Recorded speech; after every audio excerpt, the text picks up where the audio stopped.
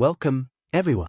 This is your friend, the DN What If, here with another exciting fanfiction. Today, we're diving into the story of What If Deku Got Lost in Another Universe? If you enjoyed this video, don't forget to hit that like button and subscribe for more fanfiction content just like this. Now, let's get started with the fanfic. In hindsight, it was definitely Izuku's fault. But to be fair, the experience taught him that many things were his fault, products of small decisions over time that conglomerate into his relationships, his self-image, his future.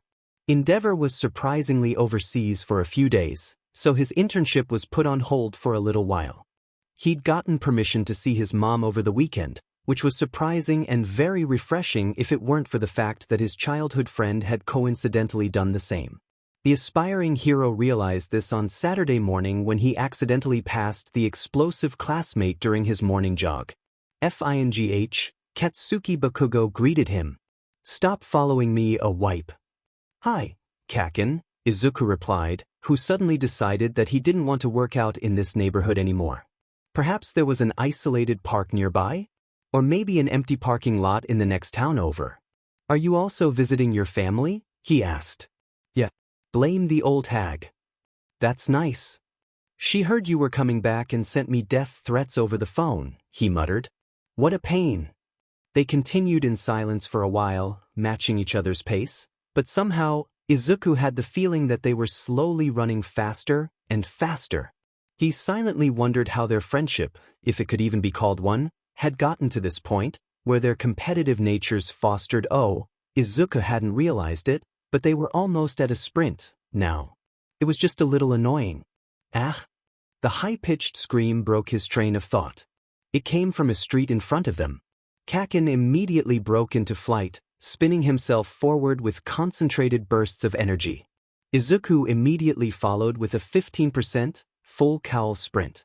The victim was a young girl 4 years old, at most at the local park, crying in the presence of a villain with pointy rocks for hair and a jagged, toothy smile. Izuku immediately snatched the girl off her feet, moving her 10 meters away from Kaken, who was already beating up the poor man with powerful explosions. They were going to wake up the neighbors again, he knew it. "Are you okay?" he asked the girl, who nodded. "Die!" Bakugo screamed. "Die, die, die, die, die." "Don't worry," Izuku said, giving the child a soft smile. "We're here. What's your name?" "Hana." He'd practiced these words many times during class. They were drilled into his head by Mr. Aizawa and 13. "Well, Hana, the police will be here soon," he said. By the time the cops pulled into the driveway, the villain was unconscious, the girl's mom had arrived, and Kaken was fuming. "Dumbass hat ruined my jog," he grumbled. Izuku didn't know who he was talking about, himself or the villain, but wisely decided not to ask. The man's quirk had been Earthquaker, and, combined with explosion, had made a mess of the once green grass and yellow wildflowers that sprinkled the area. Hana's mom apologized for the inconvenience, the police were annoyed, and Izuku flashed his provisional license promptly when asked. "You two are UA students, right?" Mrs. Karariti asked. "Thank you so much. We are forever grateful." "No problem," Izuku replied. "We're glad Hana's safe." Kaken scoffed, almost inaudibly. "It was fortunate that you two were around," the officer said. "But I'll need you all to come with me to the station, though." "Understood," Izuku replied. He'd have to text him mom and put his homework on hold, but the trip shouldn't be too much of an inconvenience. "I ain't doing no FING paperwork," Kaken grumbled. Izuku noted how his classmate didn't leave, though. The little girl rushed up to Izuku with tears in her eyes and a shaky smile on her face. "Thank you for saving me," Hana said. Izuku bent down to meet her gaze. "No problem, that's what heroes do," he replied. Hana reached over and gave him a big hug, even though his tracksuit was terribly sweaty and smelled of gym socks and burnt things. She was sniffling. "Are you okay?" Izuku asked. "My head hurts," Hana said. Then everything became bright, and Izuku found himself falling. When he came to, Izuku was in a prickly bush on the side of the street. He immediately climbed out, taking mental note of the sharp branches that dug at his scarred skin. Kaken and the police officer were gone. Hana's quirk, maybe? 4-year-olds were dangerous. The time was 5:30, according to his phone. He knew he should call Kaken, but his mom would be worrying at this time, and Izuku really needed a shower. It's not like he particularly wanted to talk with his classmate, either. So he jogged back home, taking in the afternoon sun. It was a beautiful, quiet day. Traffic was light, and a group of kids wandered past him, pretending to be a hero exploration raid team, whatever that meant. His apartment wasn't far, but Izuku was exhausted for some reason, so he powered up to 3% and hopped up the apartment stairs, 5 steps at a time, until he reached his door. "Izuku, baby. You're back already?" A familiar voice called out from the kitchen. "Yes, Mom," he called back. "Sorry for making you worry. I'll be in my room if you need me." He stumbled into his room, unaware of his surroundings. It was a mess, but he'd deal with that later, when he wasn't deadbeat exhausted and collapsed in his bed, falling asleep. An hour later, Inko heard the front door open for the second time that afternoon. Her son walked into the kitchen, dropping his backpack on a chair. "Hi, sorry I'm late. You need help with dinner?" Inko shot a shaky look at her son. If you're here, who's the person in your room?" she asked. Izuku Midoriya frowned. "I'll call the police?" His mom replied with a frantic nod. Izuku woke up with a sore neck and back in a jail cell, chained in cuffs that would have been trivially easy to break if it weren't for the fact that he was being stared down by Eraserhead and Detective Tsukachi. He said. They stared at each other for a minute or so. The glass-like material in front of him reflected back Izuku's panicked expression. "Mr. Aizawa? Detective?" Eraserhead raised an eyebrow. Tsukachi crossed his arms. "Who are you?" the detective questioned. "Was this a training exercise?" "Izuku Midoriya," he answered. "Is the name Jin Babaigawara familiar to you?" Aizawa asked. "Booby what?" Tsukachi sat down. "Are you?" "No." The detective sighed. "Where were you this morning?" "I was on my morning jog with Kaken." "Kaken?" his homeroom teacher asked, as if the pro hero hadn't stopped. Pairing his 2 problem students against each other for the sake of the training grounds and his own sanity, and as if he didn't hear Izuku's anguished screams. Kaken, no. Every other week during training or before homeroom. "Katsuki Bakugo," Izuku replied. "We happened to see each other this morning. Of course, we both got permission to come home, and," he turned to his homeroom teacher. Sir, is this a test?" Eraserhead shrugged. "Well, if it is," Tsukachi spoke up, jotting down notes on a screen, "you'd be passing." The man stood up and showed him a file. "You were found in the Midoriya household at approximately 6 in the evening, yesterday. Apparently, your mother thought you were an imposter and called the police on you." "Well, I'm not," Izuku replied. Aizawa brought out his phone, looking away from the hero student for just a second. "I'm going to read out your information," Tsukachi said, "and I want you to tell me if any of this sounds unfamiliar to you." Izuku tugged at his cuffs. Eraserhead wasn't using his quirk anymore, so if Izuku really felt like it, he could have escaped. "All right. You're Izuku Midoriya, age 16. Son of Inko and Hisashi Midoriya. Quirkless. Attends Aldera Senior High, what?" Izuku frowned. His narrowed eyes shifted to his interrogators. "I don't attend Aldera High," he said. "I'm a first year at UA. Class 1A. Right?" Tsukachi spoke up, running a few fingers through his hair absent-mindedly. "That matches the school ID and provisional license we found on your person." Izuku suddenly realized that his phone, wallet, and keys were missing from his tracksuit pockets. Aizawa sighed. He'd been looking at the phone. Nizu just texted. "Parallel universe," is what he says. He turned to Izuku. "You said you were on a morning run with Katsuki Bakugo?" "Yes," Izuku replied, fidgeting in his seat. "We were interrupted by a villain with an earthbending quirk targeting a young girl. Kaken and I helped prevent her kidnapping. But I think she accidentally manifested her quirk afterward, which would make just a little bit of sense." Aizawa looked a little amused for some reason. "Her name?" "Hana Karariti." Eraserhead shared a look with the detective. "The girl you speak of has been missing since this morning," he said. Tsukachi agreed. We received a call from her mother at around 7. To his partner, he shrugged. Parallel universe, huh? Nizu wants to see him, Eraserhead grumbled, standing up to leave. And I have a headache. The detective followed. Well, we can't keep him locked up for too long. If he's a UA student, we better send him to UA. That's what he said too. Huh. Eraserhead was almost out the door. But I don't understand how he ended up in my class. I'm not stupid enough to lead a quirkless kid to his death. Tsukachi froze. Izuku did too. Go ahead, Eraser, he slowly said. I'll catch up with you in a little. Okay. With that, his homeroom teacher left. The metal door shut behind him with a loud thud. Midoriya, the detective said, his voice barely above a whisper, do you have a quirk? Yes, sir. What is it?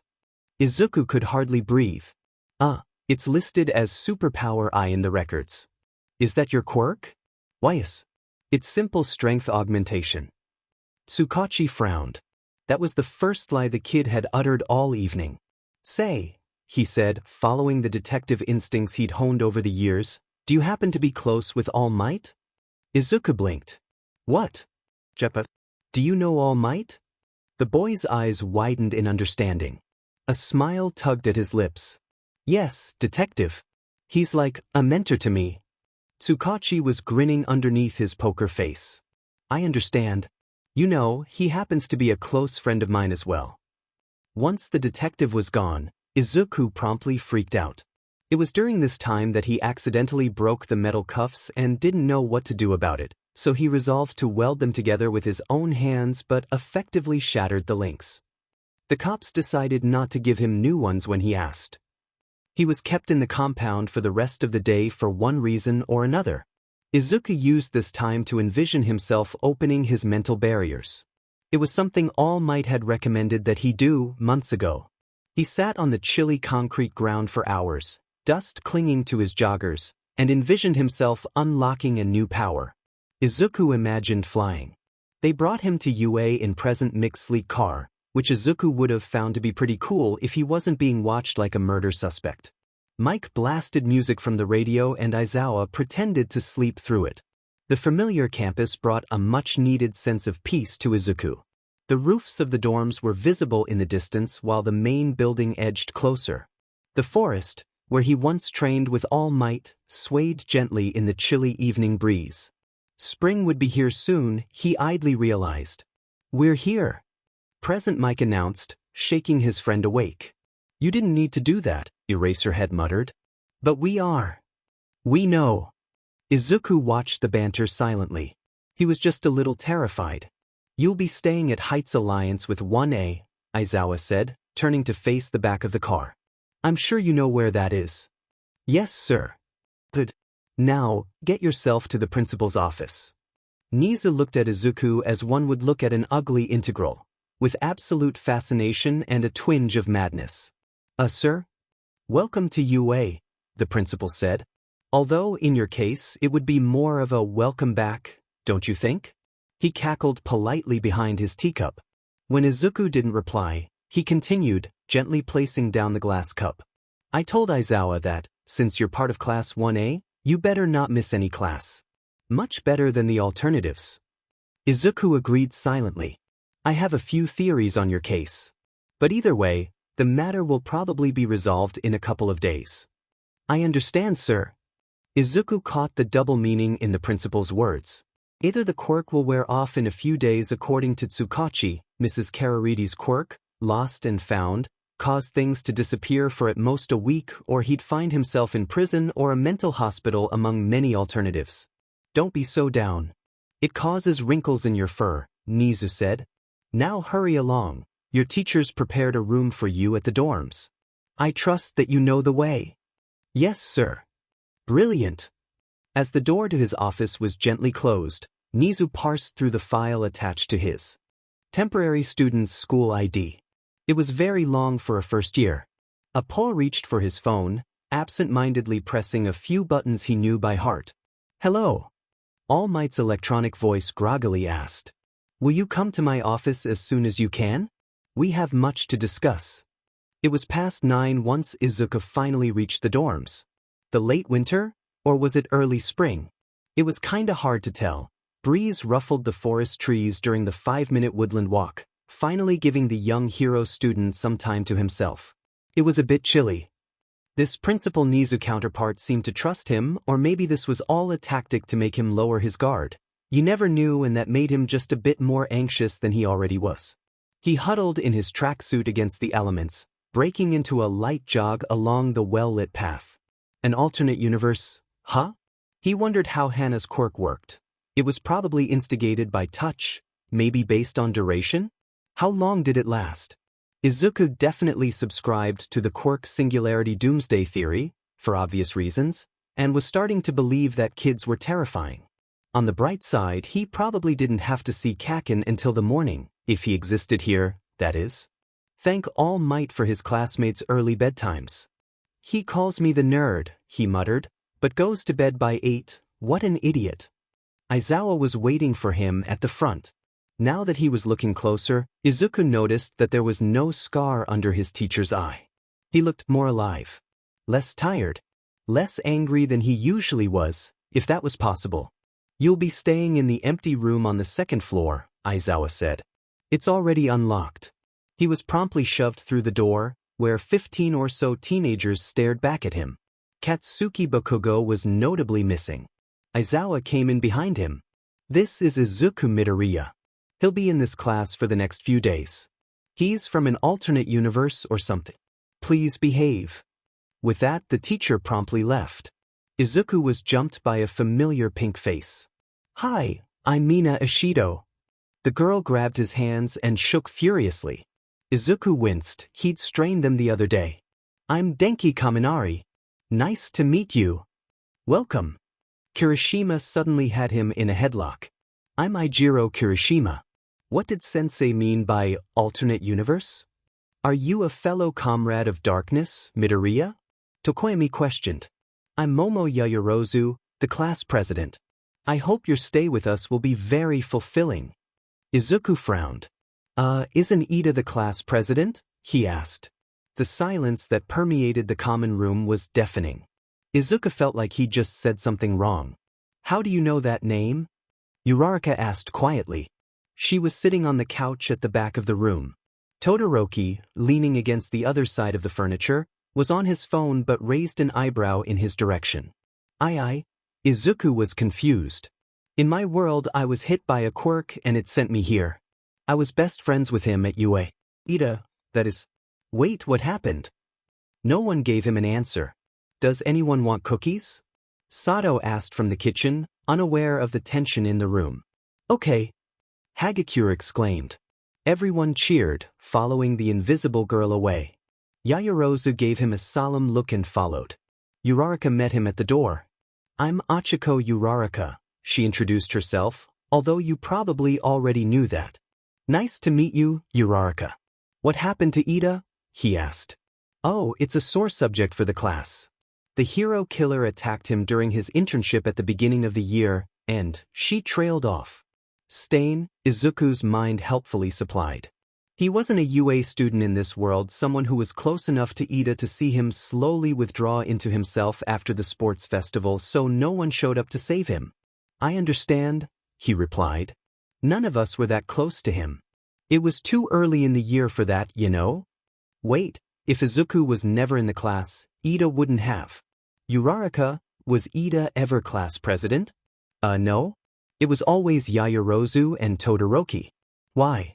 In this world, Izuku never gave up his position as class president because he was never class president. Nothing. Koda let him hold his bunny. It was very cute. Sato's cookies were heavenly. Ojiro asked him about their alternate selves. Todoroki went to bed.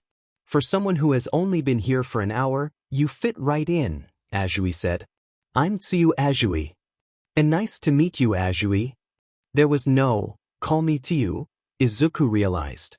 By the time everyone was getting ready to sleep, Izuku had started to dread the morning. You look like you're gonna explode, Uraraka remarked, covering a huge yawn with the palm of her hand. She had no idea how accurate she was. Yeah. Mineta agreed. What happened? I'm going to die tomorrow, he said, firmly believing his own words. Why? Kaken. Who? Kirishima asked. Ah, I'm childhood, Izuku almost said, friends. While that may be true now, it probably wasn't, if he was being honest. It certainly hadn't been the case in a long time. Katsuki Bakugo and I grew up together. We've known each other since we were, toddlers. Mr. Lord Explosion Murder, Kaken? Kaminari exclaimed, doubling over in a fit of laughter. He kinda hates me. Ah, he hates everyone though. Ashido giggled. Don't take it too personally. No, he really hates me. Once he reached his room it was the same, he realized, as the room he usually slept in. Aoyama tried to offer him some cheese. Izuku politely declined. He'd already brushed his teeth, but promised to try some tomorrow. Aoyama was delighted. Izuku got up at 5 for a morning workout. He'd already missed a day of physical activity from sitting in a jail cell, so he wanted to make it up. The commons were empty, which was a bit strange. Todoroki was a very early riser. Yaoyorozu studied there in the morning. Kaken tried to murder him every time their jogging paths crossed, and Kirishima always had to hold his explosive classmate back. Uraraka and Ida would join the. He left the dorm in a somber mood and took a longer route than usual. Halfway through his run, he stopped in the woods and focused his efforts on learning and practicing float. He was distracted, so he didn't get very far. Some third years accompanied him in silence. Izuku found himself having a light conversation with one. Class 1A? They've been involved in some trouble this year, but nothing as bad as 3B, you know. They got into a big fight with this woman with a chameleon quirk the other day. But those kids are practically pros, though, so they're doing okay, I think. The girl shrugged, tapping her claws against her phone screen. I'm in 3A, so what do I know? Siro engaged in an animated conversation with him over breakfast, which would have been appreciated, but they'd had the same conversation a month ago and Izuku didn't know how to react. Kaken, Todoroki, Yaoyorozu, and some of the others had already gone to class, but it seemed that most of 1A were running late. Siro couldn't find his favorite pair of socks and had recruited Shoji and Kaminari to help, which definitely wouldn't have happened if Ida was class president. Run, run, run! Ashido exclaimed. Kaminari whooped in agreement. Jairu muttered something under her breath. Izuku fast-walked behind her, idly remembering that running in the hallways was an unsafe practice and also very disrespectful to those who've walked through them in the past. A mad banquet of darkness, Tokoyami muttered, and Izuku agreed. They made it to class with 2 minutes to spare. Izuku walked through the giant door. Yaoyorozu once mentioned that it was to accommodate larger students. When? What the F are you doing here, Estai Deku? Izuku hadn't, for a single moment, forgotten about his explosive classmate. But Kaken's voice was different. It wasn't his usual murderous voice. It was something he hadn't heard in a long time, that teasing tone he'd used in middle school. It was also scratchier than he remembered it to be. Hey, be nice. Ashido remarked, putting her hands on her hips. He's a guest. Shut up, raccoon eyes. That's not very manly of you. Kirishima exclaimed. Wait, what? You too, Estai hair. Hi, Kaken. Izuku spoke up, giving his classmate's counterpart a cheerful wave. I'm just visiting for the week. Katsuki Bakugo stood up, carrying that winning smirk Izuku hadn't seen in such a long time. Now that he thought about it, he hadn't seen Kaken so happy and relaxed in a while, and everyone in the room went silent. Izuku suddenly really wanted to go back home. Kaken's eyes wandered to the barely hidden compression sleeve and the deep scars on his arm. Oh yeah? What does the quirkless loser think he can do here at UA? Leave, dreamer. As much as he really wanted to go back to his world, Izuku needed his classmate to shut up before people started asking questions. I'm not. Stop wasting time, Mr. Aizawa said, opening the door, and everyone immediately clambered into their seats. Izuku stood awkwardly next to Mineta's chair. Aizawa sighed. As you all know, Midoriya is staying with us for a few days. He's a student in this class from an alternate universe. Mineta, move back a seat. Izuku turned toward the back of the room. Yaoyorozu had already taken the last desk in the row as if she'd anticipated the entire situation, which was probably the case. No wonder she was the smartest student in the class. In light of the recent villain attacks on Class 3B, Eraserhead said, the school is pushing for the first years to get their provisional hero licenses for your safety. Thus, you will continue working on your super moves, and the pro-hero narrowed his eyes. Is something the matter, Midoriya? No, sir. As I was saying, Aizawa continued, we will work on our super moves. Cementos will be supervising you all this afternoon. Izuku idly wondered why his classmates hadn't taken the provisional license exam. First PRD was English with present mic, and besides the surprised looks everyone gave him when he raised his hand and pointed out the incorrect sentence, Izuku didn't feel blatantly out of place. He took notes in a fresh journal with borrowed stationery from Yaoyorozu. Ectoplasm was pleasantly surprised when he was able to compute the bonus problem integral on the board. Kaken told him to shut up twice. Before Izuku could go to lunch, Aizawa pulled him aside. Kaken glared at him. Everyone else was really bad at hiding their interest in the conversation. Eraserhead shut the door behind the students, leaving the two of them in the room alone. You have your provisional license, don't you? He questioned. Yes, sir. My class took the test months ago. I assume you already have developed a few super moves? Izuku smiled. Yes, sir. Eraserhead nodded, and suddenly there was a weird look in his eyes that Izuku didn't really understand, despite knowing his teacher for months. You'll be coming with me in the afternoon, then. And after classes are over, All Might wants to talk to you. He'll get you for dinner. Izuku was surprised. All Might teaches here? Aizawa raised an eyebrow. Does he not, for you? Well, yes. Izuku answered, waving his arms as Ida would.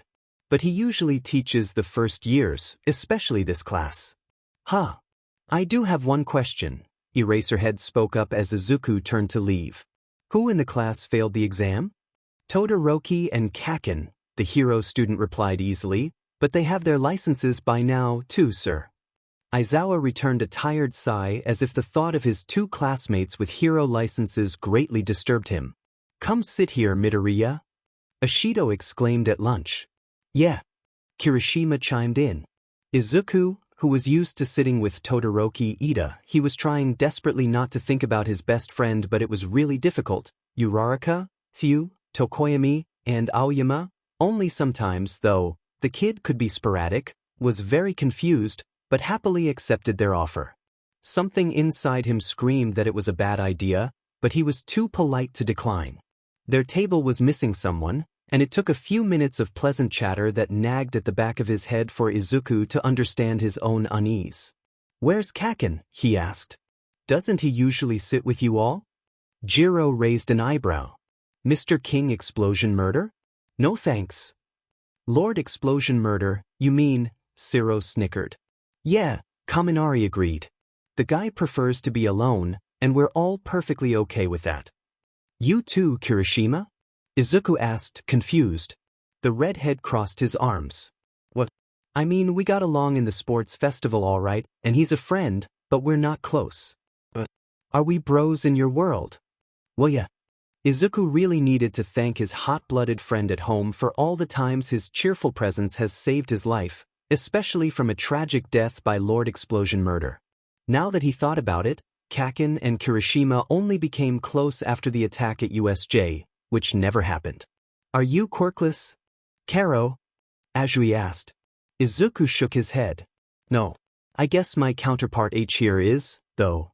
Everyone at the table shot him various looks of pity, even though everyone knew they were consoling the wrong person. Or, right person, wrong counterpart. Izuku hadn't been on the receiving end of those expressions in months. He had hoped to never see them on his friends' faces. You're all taking this situation very well, he said. Well, to us, you're just like a transfer student or something. Hagakure remarked, and Izuku could hear the grin in her voice. It's not like we've met before. Kaminari agreed. Yeah, only Kaken, he tried out the name on his tongue, grinning maniacally, seems to be bothered by it. Izuku foresaw many explosions in that particular classmate's future dorm life. It seems like every difference between our worlds is pretty small, Azui said in a very Tsuyu-like manner, Like Kirishima being friends with Bakugo. Your quirk is the only difference that isn't an event, Karo. Yeah. Hagakure agreed. Maybe it's like a butterfly effect. What about Ida? Izuku asked. Isn't H.E. Aizawa expelled him after he got into an incident in Hosu during our work studies, Shiro explained a little too quickly. It's not that big of a deal, even though he was pretty hurt. Oh. Izuku couldn't tell whether his classmate was lying but didn't press into it. If he could get access to the library computers, later he'd figure out the truth himself. They talked about mundane things afterward, like the weather, present mixed class, the upcoming provisional license exam, and All Might, mostly because his classmates asked about his favorite hero. He went on a 5-minute tangent about his idol's battles and costume changes. Lunch Rush's cooking was amazing as always. As he picked at his meal, Izuku idly wondered if the difference between the two worlds was as minuscule as how Azui had described it. It wasn't like Shiro suddenly had a rubber band quirk and Ishido had a water quirk, as far as he knew. The only major difference he'd seen so far had been his presence in Class 1A. Midoriya. You still here? Kirishima asked, tapping him on the shoulder. Izuku had been muttering to himself. Sorry, he apologized. I tend to think aloud a lot. No worries, Ishido said, grinning from ear to ear. Kirishima agreed with a thumbs up. The day was bright and a bit cloudy, and everyone around him was in a good mood. Izuku felt his classmates' carefree moods influence him just a bit. Aizawa led him to a large, empty training room, one that he'd reserved many times in the past, mostly to spar with Kaken, Ida, or Uraraka. Shinso was there, dressed in his gym uniform. Shinso, this is Izuku Midoriya, Aizawa said. He'll be joining us today. Midoriya, you should know Hitoshi Shinso. Hi, Shinso. Izuku greeted with a cheery wave. Are you another hero hopeful? Shinso questioned, staring straight into his eyes. Never seen you before. I know. I'm visiting UA for a few days. Stop wasting time, Aizawa said, although there was no bite in his words because Izuku had already started stretching. We'll start with a few basic drills. Izuku really enjoyed his training session with Shinso. Aizawa demonstrated some basic attacks with the capture weapon, and he was excited about seeing his teacher's technical-based fighting style. Then they practiced a few basic punches and kicks.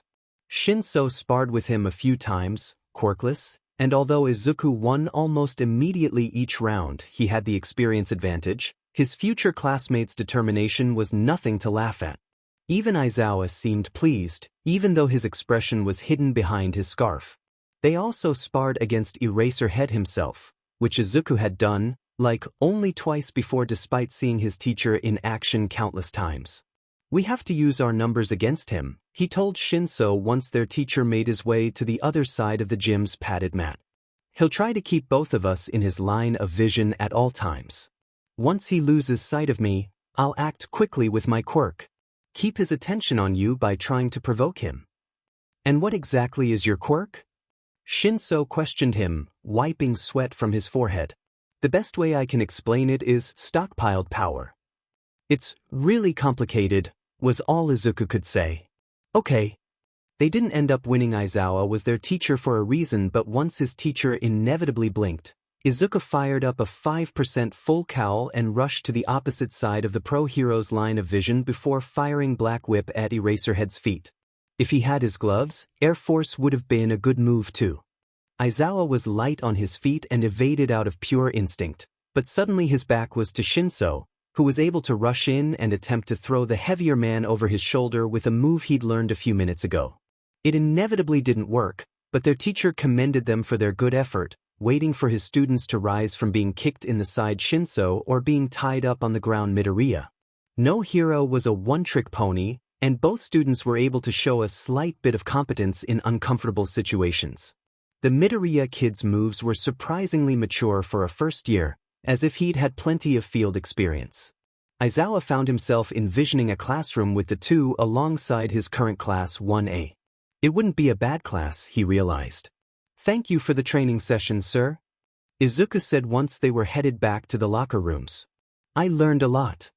He didn't actually learn much, just practiced what he'd already been taught, but it was always polite to please others. As did I, Shinso said before hiding a yawn behind a hand. They were both exhausted. You want to come to 1A's dorm room for dinner? Izuku asked, forgetting for a moment that 1A's dorm technically wasn't his. No. I need a nap. Ah, okay. He was only a little disappointed. The heroic student usually didn't have the opportunity to see Shinso much outside of class. Shinso and Izuku had the changing room to themselves. Izuku fiddled with his uniform sleeves. They had been a bit tight for some reason and it had been bothering him a little. With such a flashy quirk like yours, Shinso spoke up, and with your fighting skills, how are you not in the heroics department here? Huh. You heard what I said. Izuku didn't deny it. It's a long story, he replied. I don't know if I'm allowed to tell you everything, but... He paused, rubbing the scars on his right arm. I am. Kinda. You should ask Aizawa-sensei about it. I was a late bloomer, Izuku admitted. He probably wouldn't have shared this secret to anyone from his own world, but this Shinso would never have the burden of being close to a wielder of one for all, assuming Izuku was able to go back home. My quirk came in when I was 15. The other students spared him a curious look. That's unheard of. Yeah. Izuku smiled. I'm very fortunate to be at UA. And you are too. He folded up his borrowed gym clothes. You're transferring into the hero department next semester, right? Shinso narrowed his eyes. I am. Well, it's not like you're training with Aizawa for no reason. Didn't you have this joint training session with Class A and B sometime in the past? Like, to test you into the heroics department. We're having it on Friday, Shinso replied. His mouth dropped in horrific realization. Wait, it's my test. It's only in 4 days? If Shinso could scream, he would have done it right there. Oh. Izuku shot him a nervous smile. He could feel the stress emanating from his friend's horrid expression. Good luck then. Do your best. 5 minutes later, he realized that All Might was meeting him for dinner, so he wouldn't have been able to spend much time with Shinso, anyway. Uraraka asked him where he'd been once they met up after class, and everyone headed straight for the showers. She called him Midoriya, and Izuku did not want to correct her for fear that he'd have to tell another very long, embarrassing story. Ah, he said, Mr. Aizawa wanted me to do some combat training with him. Oh, how was it? Bowls, Kaken grumbled as he stormed past them, which wasn't very nice of him. Izuku noted that his voice had a familiar hard edge to it, even if it was scratchier than he remembered it to be. It was very intense, Izuku replied. I got tied up at the end. Really? Yeah. I held my own for a little while, but his capture weapon makes it harder to predict his movements. It's really flexible, so he threw it around the training mat and kicked at me until I stepped in the wrong place. He kept me on my toes the entire time. The smell of hard work and sweat filled the common area as students haphazardly dropped their bags on the couches. Ida would have yelled at everyone for being disrespectful, or took the elevator up to their rooms.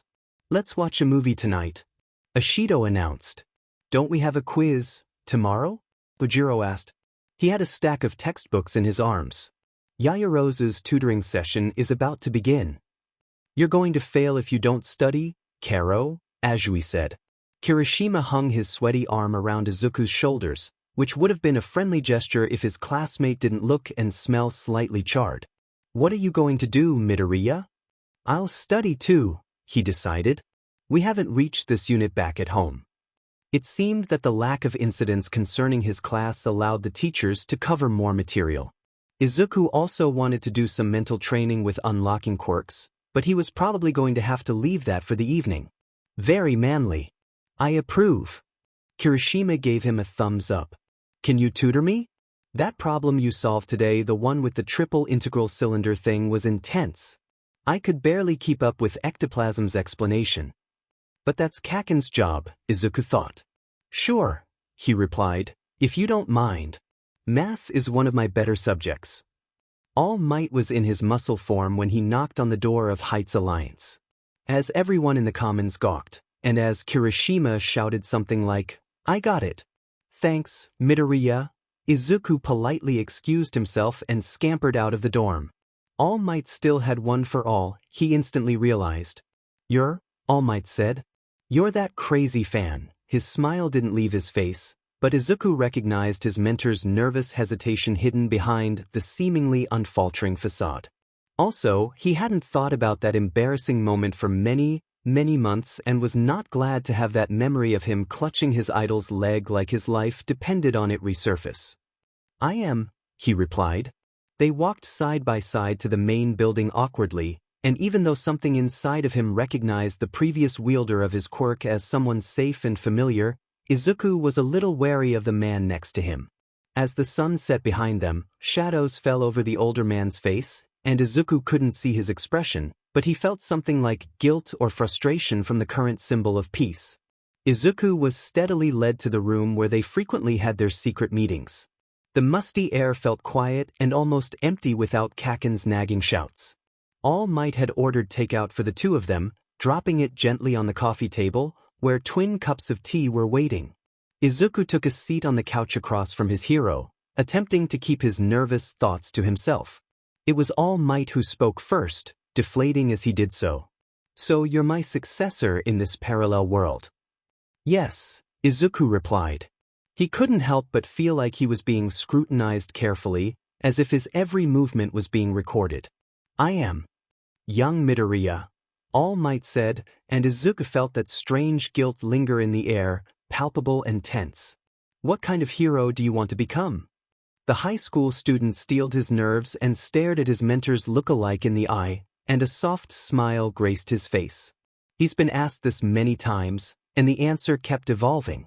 "I want to be strong enough to stand on my own, to always win and always save, to live up to the hopes of those who supported me, and to show them a bright future. But one thing stayed the same. I want to be the greatest hero." Izuku Midoriya said, confident and proud in such a different way, and All Might saw a glimpse of who the young man would one day become. The greatest hero, huh? Toshinori could envision it. But he didn't see why an alternate version of himself chose this child. The boy was nothing special. A maybe good choice, in hindsight, but Izuku Midoriya wasn't. "It's Togata-senpai, isn't it?" the boy asked. His voice was low, almost a whisper. "He's the ninth." Toshinori wanted to say, "No, you are." He wanted to voice his never-ending doubts and frustrations should he have chosen differently. But he held his tongue. Toshinori knew that the boy couldn't stay forever and fix all the mistakes he'd made in this world. Instead, he said, "Yes." Like the enthusiastic Togata, Midoriya was more reserved, less experienced. Toshinori found himself comparing the two unwillingly. If young Togata could fill his alternate self's part in society, All Might's with broad shoulders and an unfaltering smile, Izuku Midoriya reminded him more of Toshinori Yagi, the quirkless middle schooler with a dream to save lives and put people at ease. "So you teach the third years here?" the boy asked, reaching over to pick up one of two untouched cups of tea. "I do," Toshinori replied, smiling fondly. "Young Togata's in 3B, of course, and I have to keep watch over him. It's difficult though. That class is like a villain magnet. You wouldn't believe how many times they've been attacked this year."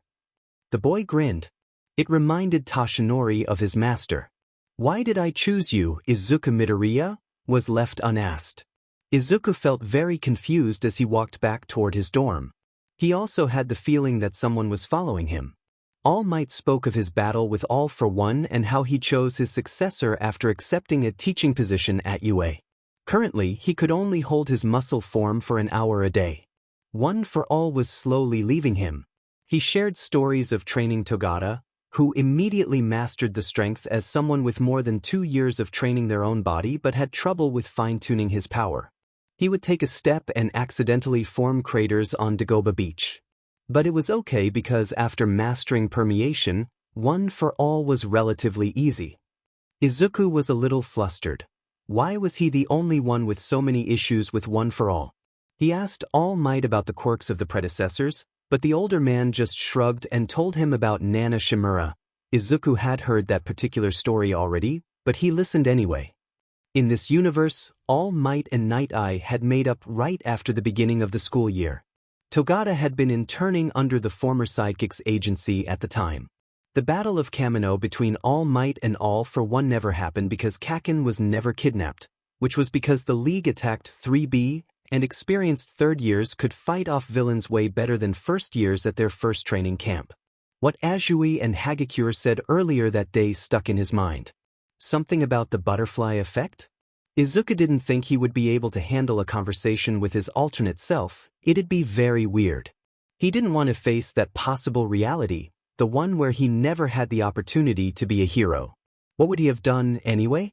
Izuku had already given up on that dream by the time All Might offered him his power. Maybe he would have joined the police as All Might had suggested.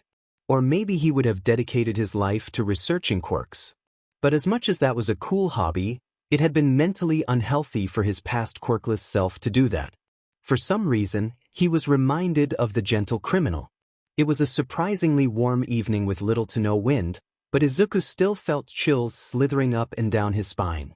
He self-consciously hugged his windbreaker against himself and turned around. Someone was definitely following him, and he had blonde hair that stuck out at the front. "Togata-senpai?" Izuku asked the foliage. His voice came out a little shaky. The student in question popped his head out from behind a tree. "Wow, he noticed me," he exclaimed. "What a cool guy. Haha. What are you doing here?" Izuku wondered aloud. "Aren't the third-year dorms in?" He pointed behind him. "Can we talk?" the third year asked, as fellow successors. Izuku didn't have the heart to say no. They found a bench to sit on under the light of a nearby lamppost and the crescent moon. Togata looked troubled, as if he had been crumbling under the weight of the world. Izuku realized that he'd never seen his friend and mentor with such an unhappy expression before, besides maybe when Sir passed away. "I lost one for all," Lemillion admitted. There was no smile on his face. What? How?" Izuku asked, but he already knew. It was a Yakuza hideout raid. "I was hit with a quirk-erasing bullet," the third year said. "And then I lost my mentor." "Sir Night Eye?" "Yes." Izuku felt tears prickling at the back of his eyes, threatening to fall. "Ai is Eri. She's safe. We're teaching her how to use her quirk right now, and Eraserhead tells me that it's possible for her to use it on me in the future." "Oh, thank goodness." Togata stared at his clasped hands, leaning over his seat. He didn't once look at Izuku. "Are you disappointed? If it had been you." His words sounded very familiar. "Don't say that," he interrupted. "It's not true. One for all is gone, and it's my fault," Lemillion lamented, dropping his head into his palms. "Maybe if only permeation was erased, I wouldn't be so upset, but one for all is different, you know? There's a duty behind it. All Might says that he's proud of me, but we all know I'm a failure of a successor, letting his power go so easily." That also sounded familiar. "I try not to think about it," the third year continued, "but I've honestly always been in a hurry to master this power and take All Might's spot as the symbol of peace. And I know I'm pushing myself, but it's necessary. I need to take up the mantle soon because I'm graduating this spring, and the villains are gaining in power. I'm not worthy. There are better candidates out there. There's you." Now that, Izuku whispered to himself during late nights filled with suffocating self-doubt. If only he'd chosen you." Mirio Togata wasn't supposed to be worried, Izuku thought. It felt fundamentally wrong. Lemillion was supposed to be the hero comforting others, putting underclassmen at ease with that contagious smile of his. He was supposed to be unstoppable, unwavering, undefeatable. The burden of one for all had changed him. "I understand how you feel," Izuku said, wiping at his eyes. "Honestly, in my world, I almost gave one for all to you." "Really?" "Yeah. Sir definitely didn't think I was worthy at first. He only accepted me as an intern to show me how much better of a successor you would have been. And then, when you lost your quirk, I asked, and you declined." Togata smiled at that. "Still, you're the perfect successor." "Senpai, that's not true. You're a million times more worthy than I am." "No, I'm not." "It's true," Izuku protested. You don't break your own bones with your quirk. He showed the third year the collection of scars on his right arm. They grinned at each other from opposite sides of that bench. Togata held his hand out and Izuku shook it. Don't put yourself down, Midoriya, the third year said, pumping a fist in the air. Just keep moving forward. Plus ultra, right? Plus ultra, Izuku repeated. He was crying. Yes, let's do our best. Lemillion shouted, and the upperclassman's smile suddenly reminded him of All Might's. Later, Izuku told Togata about the quirks of the predecessors and the dreams he'd been having about the vestiges. He showed off Black Whip and attempted, attempted, to float but couldn't stabilize himself.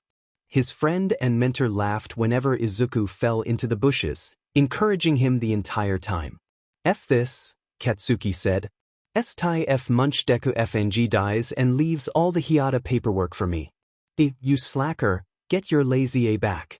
Stop being immature, Bakugo, Aizawa interrupted. What a downer. They were at the local police station, and Hana was crying in a corner. It was obnoxious. Her mother was explaining her weak A quirk to the plain-faced detective, who was sending weird looks at Aizawa-sensei. He'd been called from his internship for his testimony again. It's already been a day. What's the point? So he was clad in his hero costume, annoyed because that coward icy hot Todoroki was getting stronger without him. In his lap was the nerd suitcase, because the slacker had just gotten the stupid thing repaired and apparently it was his job to bring it back to Endeavor's office in his absence. Ma'am, you say you're a teacher? The detective questioned. He had a recording device turned on. Yes. I teach at a local high school. And your quirk? It's called Lost and Found, Hannah's mom said. I can make anything I touch with all 10 fingers disappear. The items usually come back on their own in a week. And it only works on non-living things? Tsukachi asked. He was really angry for some reason. Anything you could fit in your average handbag, she explained. I get wild mood swings with anything bigger, and it's really inconvenient. Large things take longer to disappear too. And her father's quirk? Eraserhead asked. He can explore the multiverse in his dreams, Mrs. Karariti said. Katsuki scoffed. He knew where this was headed. Something pressed against his knee. Katsuki looked down and saw Hana, who was desperately clinging to his pant leg and wiping her tears on his hero costume. What do you want? He asked, his voice low. Thank you for trying to helping me, sir, she muttered, spreading kid snot all over his uniform. But please stay. Katsuki was falling. He screamed into the unknown. The next morning was uneventful but full of high spirits for Izuku. Ectoplasm seemed invigorated by his presence and challenged 1A to an even harder integral than the one he'd given in yesterday's class. Izuku tried his hardest, but Yaoyorozu solved it first, this time, shooting her hand up with such vigor and intensity that everyone was really surprised. Izuku could see the pride in her eyes as their math teacher applauded her hard work. He was impressed too, as always. She was really smart. Then, at lunch, Yaoyorozu offered to tutor everyone over the weekend and was met with elated cheers. What kind of tea are you all privy to? She asked, barely containing her excitement. Mother sends me different flavors every week. But, do we have enough teacups for everyone? Izuku was really glad to see his classmate enjoying herself. Oh, would everyone like to go shopping on Friday? Hagakure exclaimed. I need new shoes. My socks have holes in them from training, Kirishima admitted. I'll join you. I need a new scarf, Shoji said, sitting down next to Hagakure and Uraraka at the table, which had expanded to include most of Class 1. Izuku beamed at the familiar sight. I've been running out of shampoo, recently, Ojiro spoke up. I use a special kind, too. Uraraka grinned. It's a class shopping trip. Everyone cheered once more, even Izuku. Heroics was overlooked by Cementos and Midnight that afternoon at Ground Beta. Izuku was wearing one of the spare gym uniforms he was given, but he couldn't help but miss his Air Force gloves and ironclad shoes. He felt a little out of place among his classmates, whose hero costumes were really cool looking. There were some differences though. Todoroki's was white. Uraraka's still had that bulky astronaut helmet. Each match will be a 2v2, Eraserhead explained, openly fighting the urge to take a nap. A side wins when both members of the other team are handcuffed, and each team gets 2 HNDCFFS. He held up the familiar hexagonal medal, his monotone expression and tired eyes betraying a flicker of interest in Izuku's direction. Don't lose them and don't kill each other. He spared a flat look at Kaken. Midnight began listing off the teams. Sato and Tokoyami against Siro and Aji. Jiro and Kaminari against Kirishima and Ishido. Koda and Shoji against Hagakure and Ojiro. Todoroki and Mineta against Midoriya, and Midnight pursed her lips. Izuku prayed really hard that he didn't have to work with Kaken. Midoriya and Aoyama, she continued, and Izuku breathed a sigh of relief. Aoyama was really enthusiastic and had this eccentric air to him that made Izuku smile, even in tough times. He was a great hero and a great friend. Bakugo, Uraraka, and Yaoyorozu will have a three-way brawl, Midnight finished. Izuku really wanted to mention that she forgot about Ida but remembered and kept silent. Instead, he turned to Aoyama, who was positively shuddering. Let's do our best, he exclaimed. Plus ultra, right? We, Aoyama replied, less enthused but still twinkling. We have to plan, Izuku said, his voice oozing with excitement. Mineta is tricky because his balls are so sticky, so he can trap us easily if we're not careful. You can fire your laser through them, right? That's a direct counter. Ice can partially reflect lasers, and since we're dealing with Todoroki, putting you against him would be very unpredictable. I don't think we should take that risk at the beginning. But if use that to our advantage, we could potentially surprise him. Then what will you do, Mon Ami? Aoyama asked. He seemed a bit nervous for some reason. Our best bet is to separate Todoroki and Mineta, Izuku explained, only slightly aware that he had begun muttering again, and since we can't let Todoroki control the battlefield, I'll go against him. He's not the best at hand-to-hand combat, but he might try to counter with his fire if I get too close. Todoroki doesn't use his fire much, Aoyama interrupted him. Izuku paused his train of thought. He doesn't, he asked. Suddenly, a few things started to make sense. The son of the number 1 number 2, in this world hadn't spoken a single word all day, and it had been unsettling. He hadn't sat with them at lunch, either. Nan, his teammate answered, posing dramatically in such a way that Izuku couldn't help but crack a grin. He's only used it once, against Sensei during the final exams.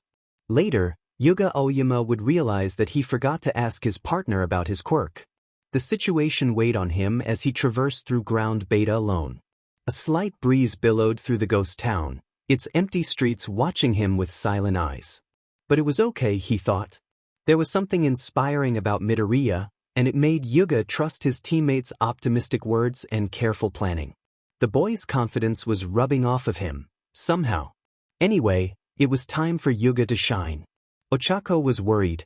Todoroki's ice was ruthless. The screen's Yue was so rich, revealed that Todoroki and Mineta had separated from the beginning. Aoyama and Midoriya had stuck together, walking through the main street before separating at an intersection.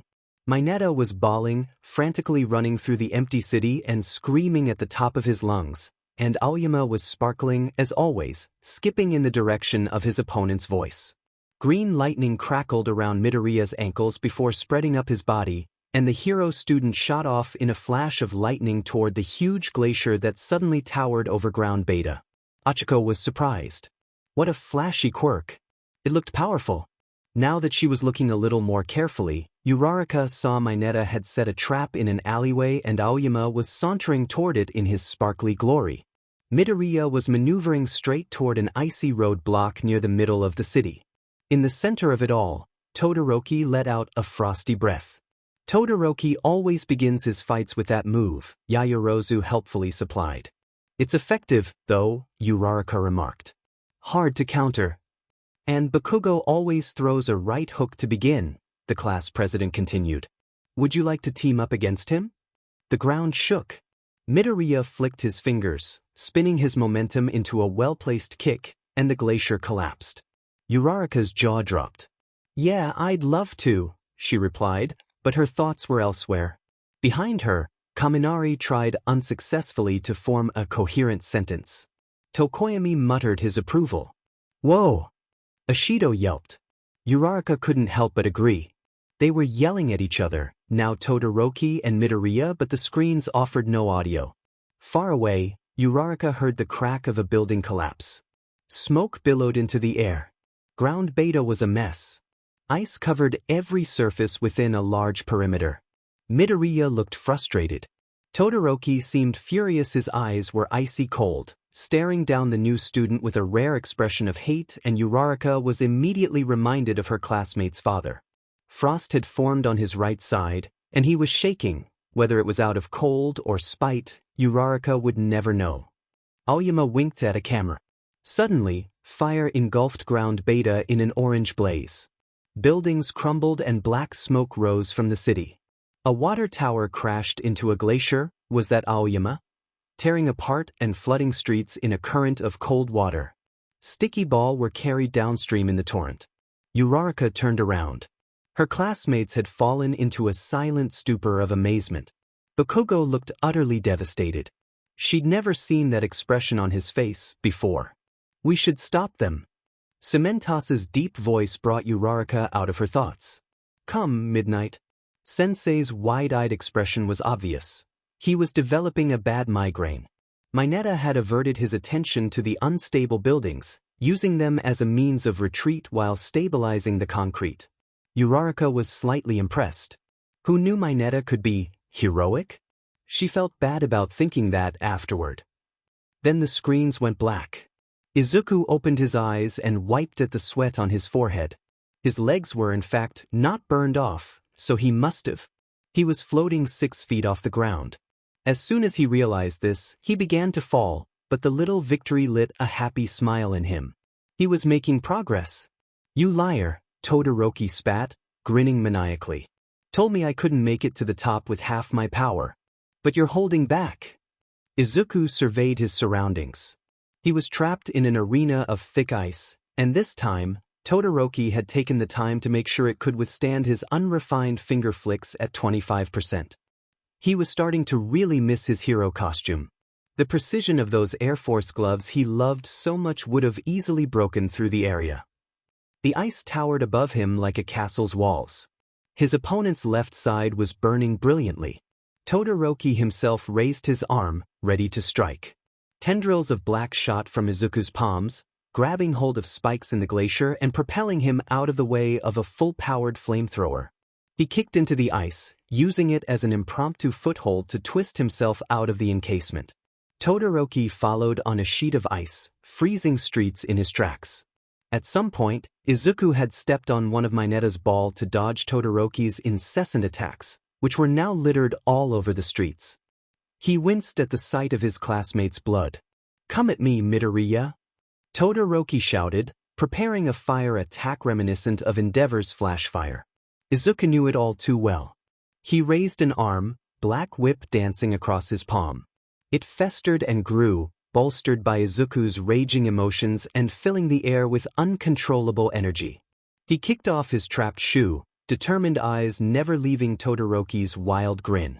This wasn't the Todoroki he raced through crowded cities after Kaken and Endeavor, Izuku realized. His fire wasn't expertly honed like his friends had been under months of Endeavor's tutelage at their work study together. He relied on his quirk too much and his attacks were predictable. This Todoroki was slow and unrefined. Beating him would be easy in comparison to a spar against his old friend, the one who'd awakened his fire months ago. Then why did he hesitate? Come at me with your full power, hypocrite! Todoroki bellowed, sounding somewhat like his father, who yelled at Izuku and the other interns on almost a daily basis. Stop holding back. Fine, if that was the way he wanted to play. Izuku was back at the sports festival, facing Todoroki in front of millions. All might and endeavor were watching. The world was watching. He prepared a 100% Detroit smash, raised his right fist, and a click brought him out of his memories. Midoriya, you're scary! Mineta exclaimed. His scalp was bloody, his eyes were teary, and in his hands were the H's. One link was wrapped securely around his own wrist, and the other Izuku had completely forgotten about the exercise. But Midoriya, the other boy, continued in a bit of a trance, as if he was realizing something for the first time in his life. Has anyone ever told you that you're really, really cool? Todoroki didn't seem to realize that Izuku had been captured. His left side lit up in an inferno, melting the pavement and spreading in waves of intense heat. A familiar laser fired from behind, and Todoroki dodged with a quick spin, but he'd used up so much stamina from chasing Izuku all over the city that he tripped, falling onto the purple ball that littered the frozen streets. He was immediately handcuffed. Plus ultra, Midoriya, Aoyama announced, posing dramatically in a way only Aoyama could. I am here. Seriously, did Izuku just lose to Mineta, of all people? Aoyama ended up winning the match for them, but the field was very destroyed. Cementos and Midnight reached them a second later, chastising everyone for being reckless. All 4 students were immediately carted off to Recovery Girl, who shot him an exasperated look when she examined his arms, then offered him a gummy. Afterward, Aoyama thanked him for being a great teammate during the invigorating match with exotic cheese and promised him that he'd always twinkle. Izuku didn't really understand he'd been anything but a teammate during the exercise but accepted the cheese anyway. His friend was in high spirits. That match against Todoroki and Mineta must have given him a nice boost in confidence. Izuku was glad that he didn't break any bones this time, but what Todoroki had said earlier stuck with him. Was he really that much of a hypocrite? Later, after class had been dismissed, and as everyone headed back to Heights Alliance, Izuku stayed behind and recommended that his teacher re-enroll Ida into his class. Why do you say that? Aizawa asked, raising an eyebrow. He keeps me, he paused, us, out of a lot of trouble. I probably would be dead without him, he admitted, remembering Kamino Ward. Eraserhead grunted. During the Hosu incident months ago, Tenya Ida was paralyzed from the waist down by the hero killer, just like his brother. Don't talk about things you don't understand. On the bright side, apparently Kaken won his match, and Izuku remembered why he'd held back against Todoroki. After dinner, Todoroki came downstairs to meet him in the commons, which was apparently a rarity. I've been thinking about a costume redesign, he told Izuku, sitting down next to him on the couch. The hero student pulled out a sheet of notebook paper from his pocket, which was littered with sketches and small notes in neat handwriting. Do you think this navy blue is a good color? Izuku took a good look at the boy's sketch. It looked just like his Todoroki's current costume. I really like it, he exclaimed. What do you think too? He caught his mistake. Uraraka? Ida hadn't gotten the opportunity to be good friends with Todoroki in this world. It's interesting, his friend agreed. I like the temperature regulator idea. And the V is a good design.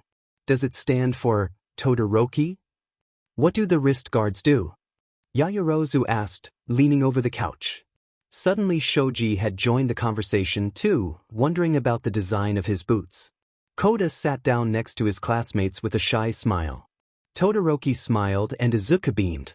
Someone else might have approached the match differently, but he'd won in his own way. Save to win indeed. It needs more black, Tokoyami suggested.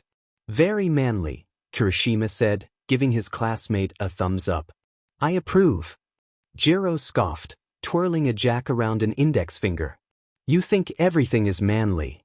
In the midst of the light-hearted commotion, Kaken walked by, grabbing Izuku's arm with a harsh tug.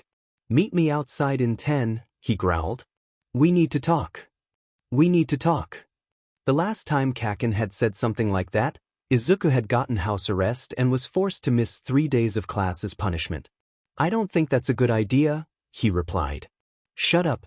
Follow me. After Izuku politely excused himself from the rest of his classmates, they looked a little worried for him, for good reason. He walked with ginger steps behind Katsuki Bakugo's brooding figure, silently taking in the familiar atmosphere.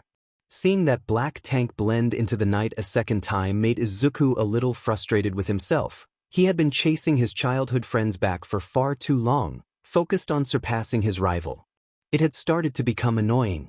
They didn't go to ground beta, the place was completely ruined and Cementos hadn't repaired it yet, but to a training room Kaken had reserved earlier that day. Izuku was slightly surprised, But then again, it was only a little past 8 in the evening, and all the indoor facilities were still open to training students. "Fight me," Kaken growled, slamming the gym door behind them, and Izuku knew he was in trouble. He didn't move. "What are you doing?" Kaken yelled. "Fight me." I really don't think. An explosion blew a hole in the training mat where Izuku had stood a second ago. He landed in a crouch, slowly rising before ducking once more as Kaken threw another punch. "What's wrong with you?" Airborne barrel roll. Left hook. Roundhouse kick. Fight. He broke into a series of coughs, choking on stale gym air as if his life depended on it. "Kaken," Izuku ducked with a slight spin, the question, "Are you okay?" at the tip of his tongue. The room lit up with the blast of another explosion. Kaken liked to begin his fights with a strong, straightforward punch with his right, not that he always did it anymore, but this version of his childhood friend was predictable, Izuku realized. While it was true that, out of everyone in Class 1A, he knew Kaken's fighting style the best, they've fought very, very often in the recent few months or so, his childhood friend would usually throw new moves on him during each early morning training session, just to keep him on his toes. Izuku was suddenly curious. "Where did you have your training camp over the summer?" He wondered aloud, finally gathering the courage to kick his classmate onto the hard training mat with a satisfying thud. "Why do you want to know, stalker?" the other boy growled, picking himself up and launching into the air. "It's the stupid one the first years go to every year." Izuku had to remind himself. This was not a Katsuki Bakugo motivated by the sudden retirement of All Might. The person fighting him never confessed his guilt to Izuku one fateful night after the provisional license exam and never shared the secret of One for All. He hadn't been kidnapped, hadn't saved Jiro during joint training that other day, hadn't conquered winter at Endeavors. While Izuku had been distracted, Kaken grabbed his wrist, gaining momentum with his miniature explosions and slamming him to the padded ground. "You're looking down on me, aren't you?" he huffs. "You and your dumb, flashy quirk." Izuku pulled him off with a burst of black whip, punting his childhood friend into the opposite wall. He really didn't want to have this conversation again, to start screaming ugly insults at his classmate like he did when he got too riled up, too focused on victory. "Did you win during the sports festival?" Izuku asked instead, twisting away from another explosion at a 10% full cowl. "Yeah," Kaken replied, spitting on the ground. He lifted himself up again with his explosions, like he usually would. Kaken liked fighting in the air, where he had a good area of mobility. "Did you?" "No. You did." Izuku leapt up to meet him. That's funny, his version of Kaken, the one probably screaming something like, "Left me to do the paperwork, the Deku? Dead?" Or something similar would have yelled profanities at him and cursed the Todoroki household. His childhood friend lost a lot, he realized, for someone who Izuku saw as his symbol of victory. He was behind Ida and Yaoyorozu in grades and was always competing against Izuku and Todoroki for third place. He lost to Izuku that one time at ground beta, then again when they had been running for class president. He failed his provisional license exam. He'd lost against the sludge villain too. Kaken readied a right hook. Probably a feint. Loser. Izuku rolled into a tight flip midair and aimed a pressurized blast of air at the ground, redirecting his momentum and dodging another blast. "I'm not looking down on you," he said. "You inspire me every day. Even with all the bad parts." "Shut up, you liar." Izuku pushed down his frustration, locking it away at the back of his mind. "I'm serious. We've had this conversation before." This was the third time he'd been called that in a day, and Izuku was starting to get irritated. Kaken sprung off a wall. A small grin crossed his features.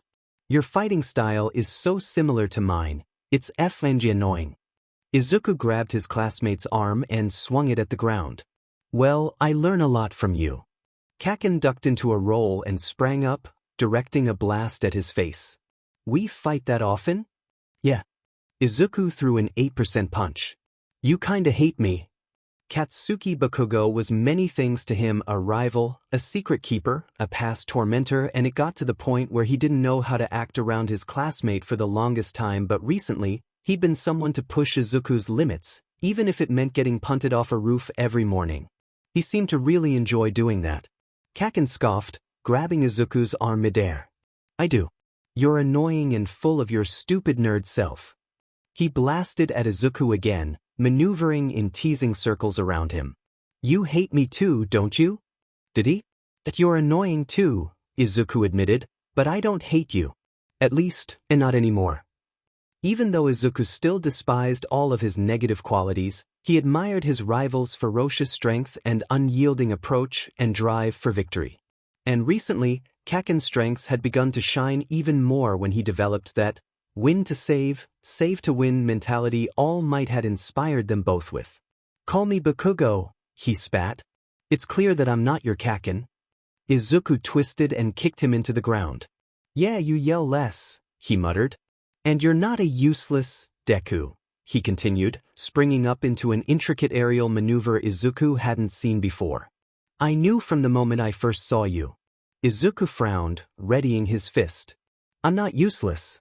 But Bakugo broke into a choking fit, collapsing on the floor and gasping for precious breath. Suddenly, the fight was over. Are you? Bad choice of words. What happened? Izuku asked, dropping to the floor next to him. Shut up, Bakugo hacked out, struggling to even his breathing. You sound like the rest of those 1A extras. Izuku narrowed his eyes. What? You're always looking down on me like that, especially when I'm like this, like I'm FNG fragile or something. And the looks of pity everyone throws around before class? Makes me sick. You really think that? Izuku asked, although he already knew the answer. Well, you're wrong. No, you all are FING right. I am weak. I'm weak as that crap stewing in sewage that Dumba Dunce face says I am. You're wrong, idiot. Izuku shouted, raising his voice for the first time that evening.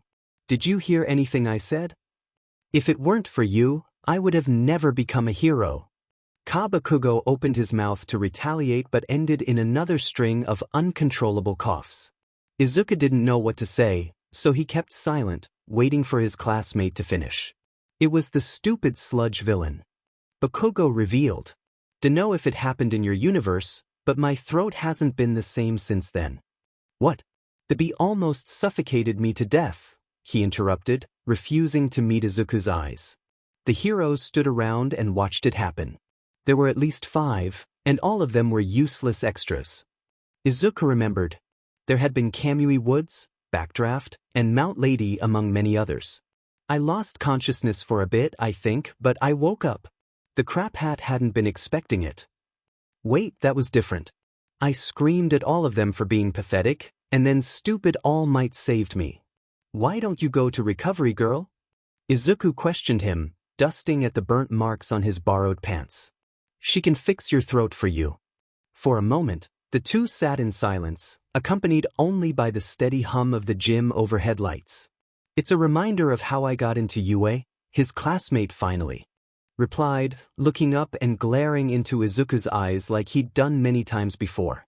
But his voice and expression were softer. I'll get it fixed when I get my license and become a real hero.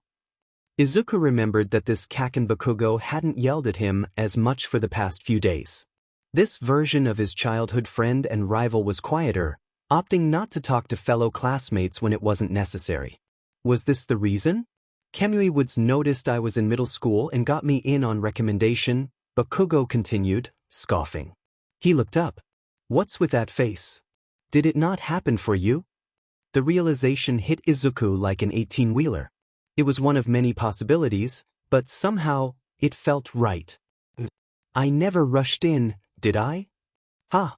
The reason Ida had ended up paralyzed and alone in an alley in Hosu, the reason the League of Villains had attacked 3B, Togata-senpai's class, he idly remembered, instead of 1A, the reason Todoroki didn't use his left, and the reason All Might still had power in him was that Izuku hadn't been accepted to UA that year. But he only got into UA because of One for All, Uraraka, and the time spent training at Dagoba Beach, which only happened because of the sludge villain incident. This timeline, Izuku realized, was a possible outcome of what would have happened if he hadn't rushed in that afternoon, quirkless and afraid, to save his childhood bully and tormentor. In his own universe, his feet moved before he had a chance to think. But in this one, before his feet moved, he had a chance to think. Katsuki Bakugo woke up in a tangle of bushes, cursing his heart out and feeling like complete S. He found himself right outside the empty park where he'd blown up that villain F stain the other day. The ground wasn't scorched like he remembered it to be. The old, dirty playground was still in one piece, and the whole place stunk like someone had died there. Katsuki was sure he'd showered that morning.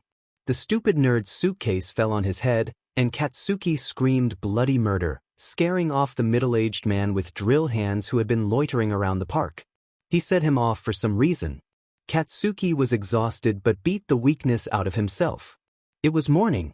The first thing he did was to head to the Midoriya apartment in search of the slacker.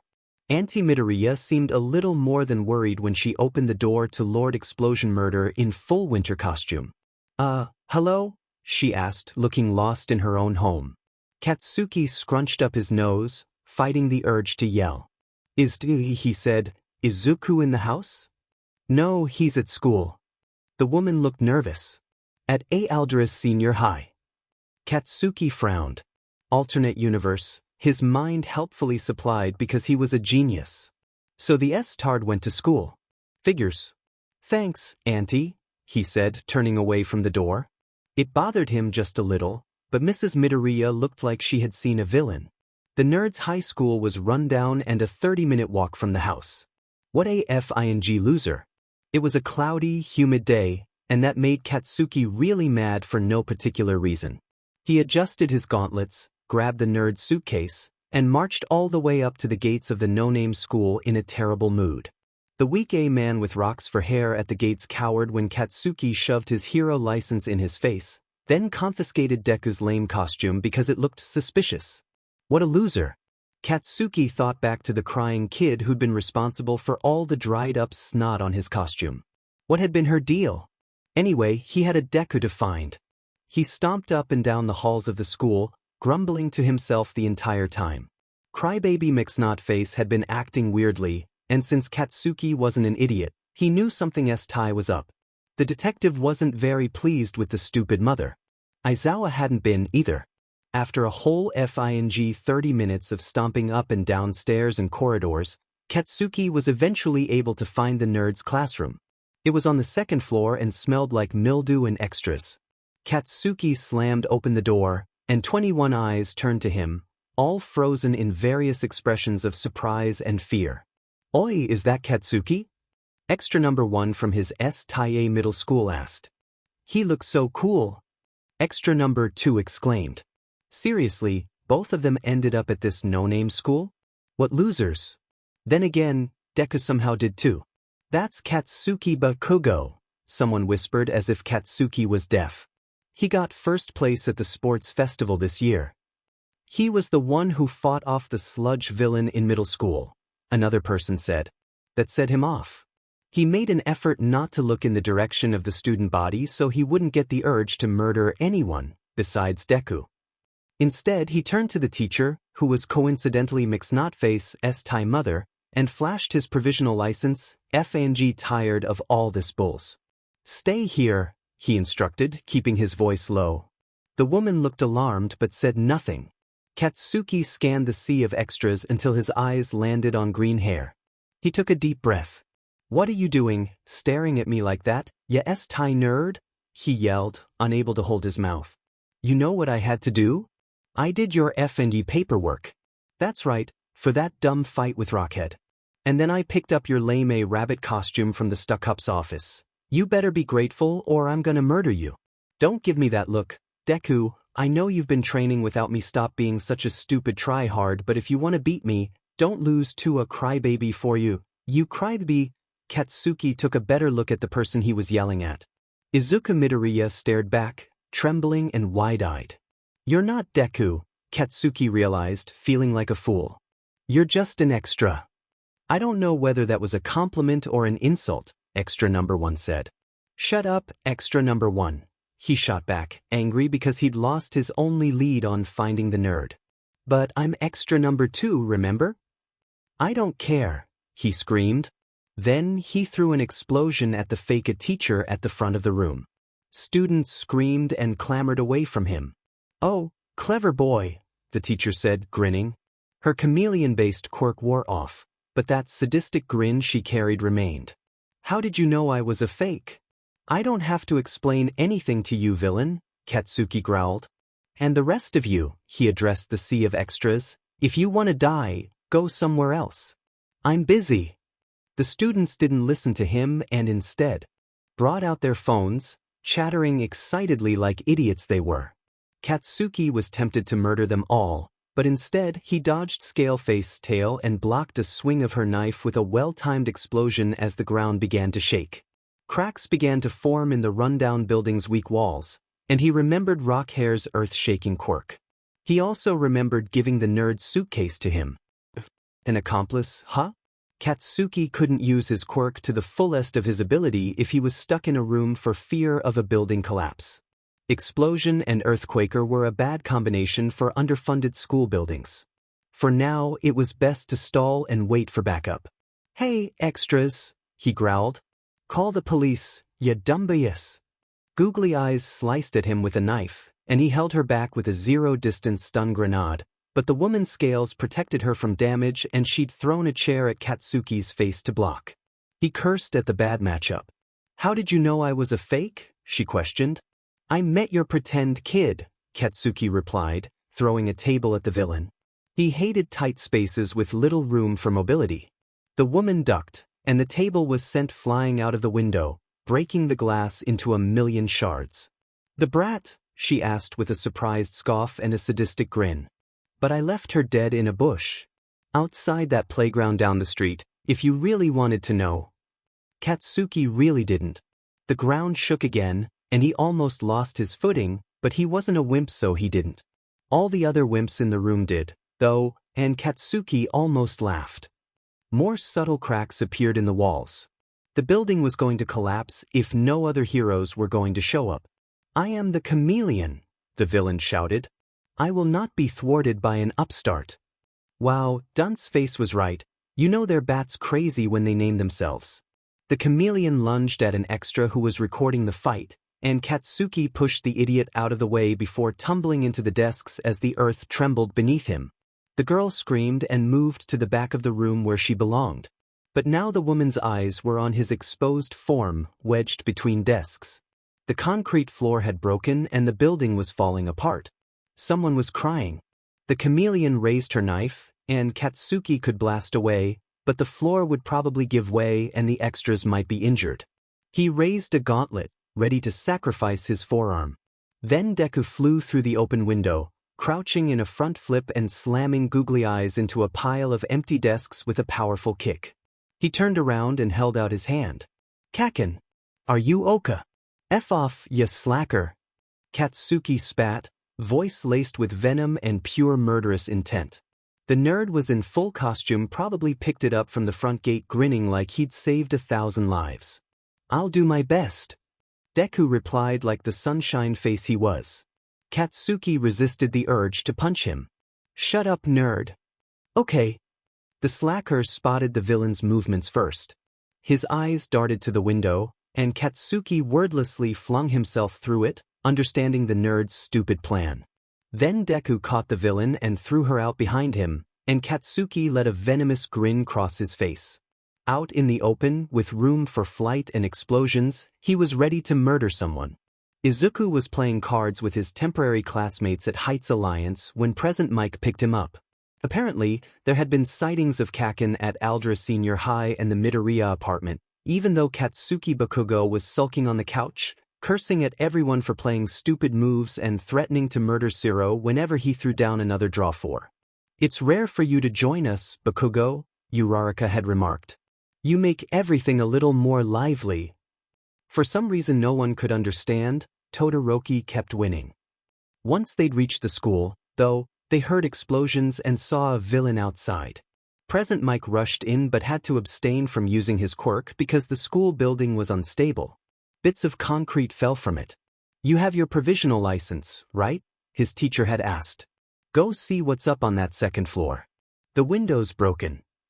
Then, he'd found his hero costume at the front gate. How did that get there? And rushed to save Kaken. Later, he tried to convince himself that he prioritized his uniform over his friend because he knew Kakin would never lose to a villain and not because he desperately missed his Air Force gloves. Thankfully, all of Endeavor's interns were used to changing in the blink of an eye. Once the explosions were safely away from the students inside, Izuku scanned the civilians, who stared at him like he'd returned from the dead. "Are you all right?" he asked. No one replied. "Sorry about Kakin, he's a bit..." Izuku's eyes met his former bullies. "Oh, but please evacuate the building orderly and go out the back entrance. Move carefully and do not run, because the building may collapse at any moment." No one moved. Izuku pointed at the door. "Hurry, go." "Wait, see, can I ask you a question?" a familiar, timid voice asked. Izuku turned around and faced his dimensional counterpart with a stunned gaze he immediately tried to hide. This could have been him. But what was he doing at such a small school? His counterpart was skinnier and a little shorter, lacking the muscle mass that Izuku had been consistently building for over a year. There were dark bags under his eyes, and while Izuku had recently learned to stand tall and confident, to face fear with willpower and determination, the boy in front of him slouched, meek and afraid. Most of the students had evacuated, but a few lingered, curious about the new hero student. The building continued to crumble. "Another time," he promised, almost unable to meet himself in the eye. "I'm sure we'll meet again."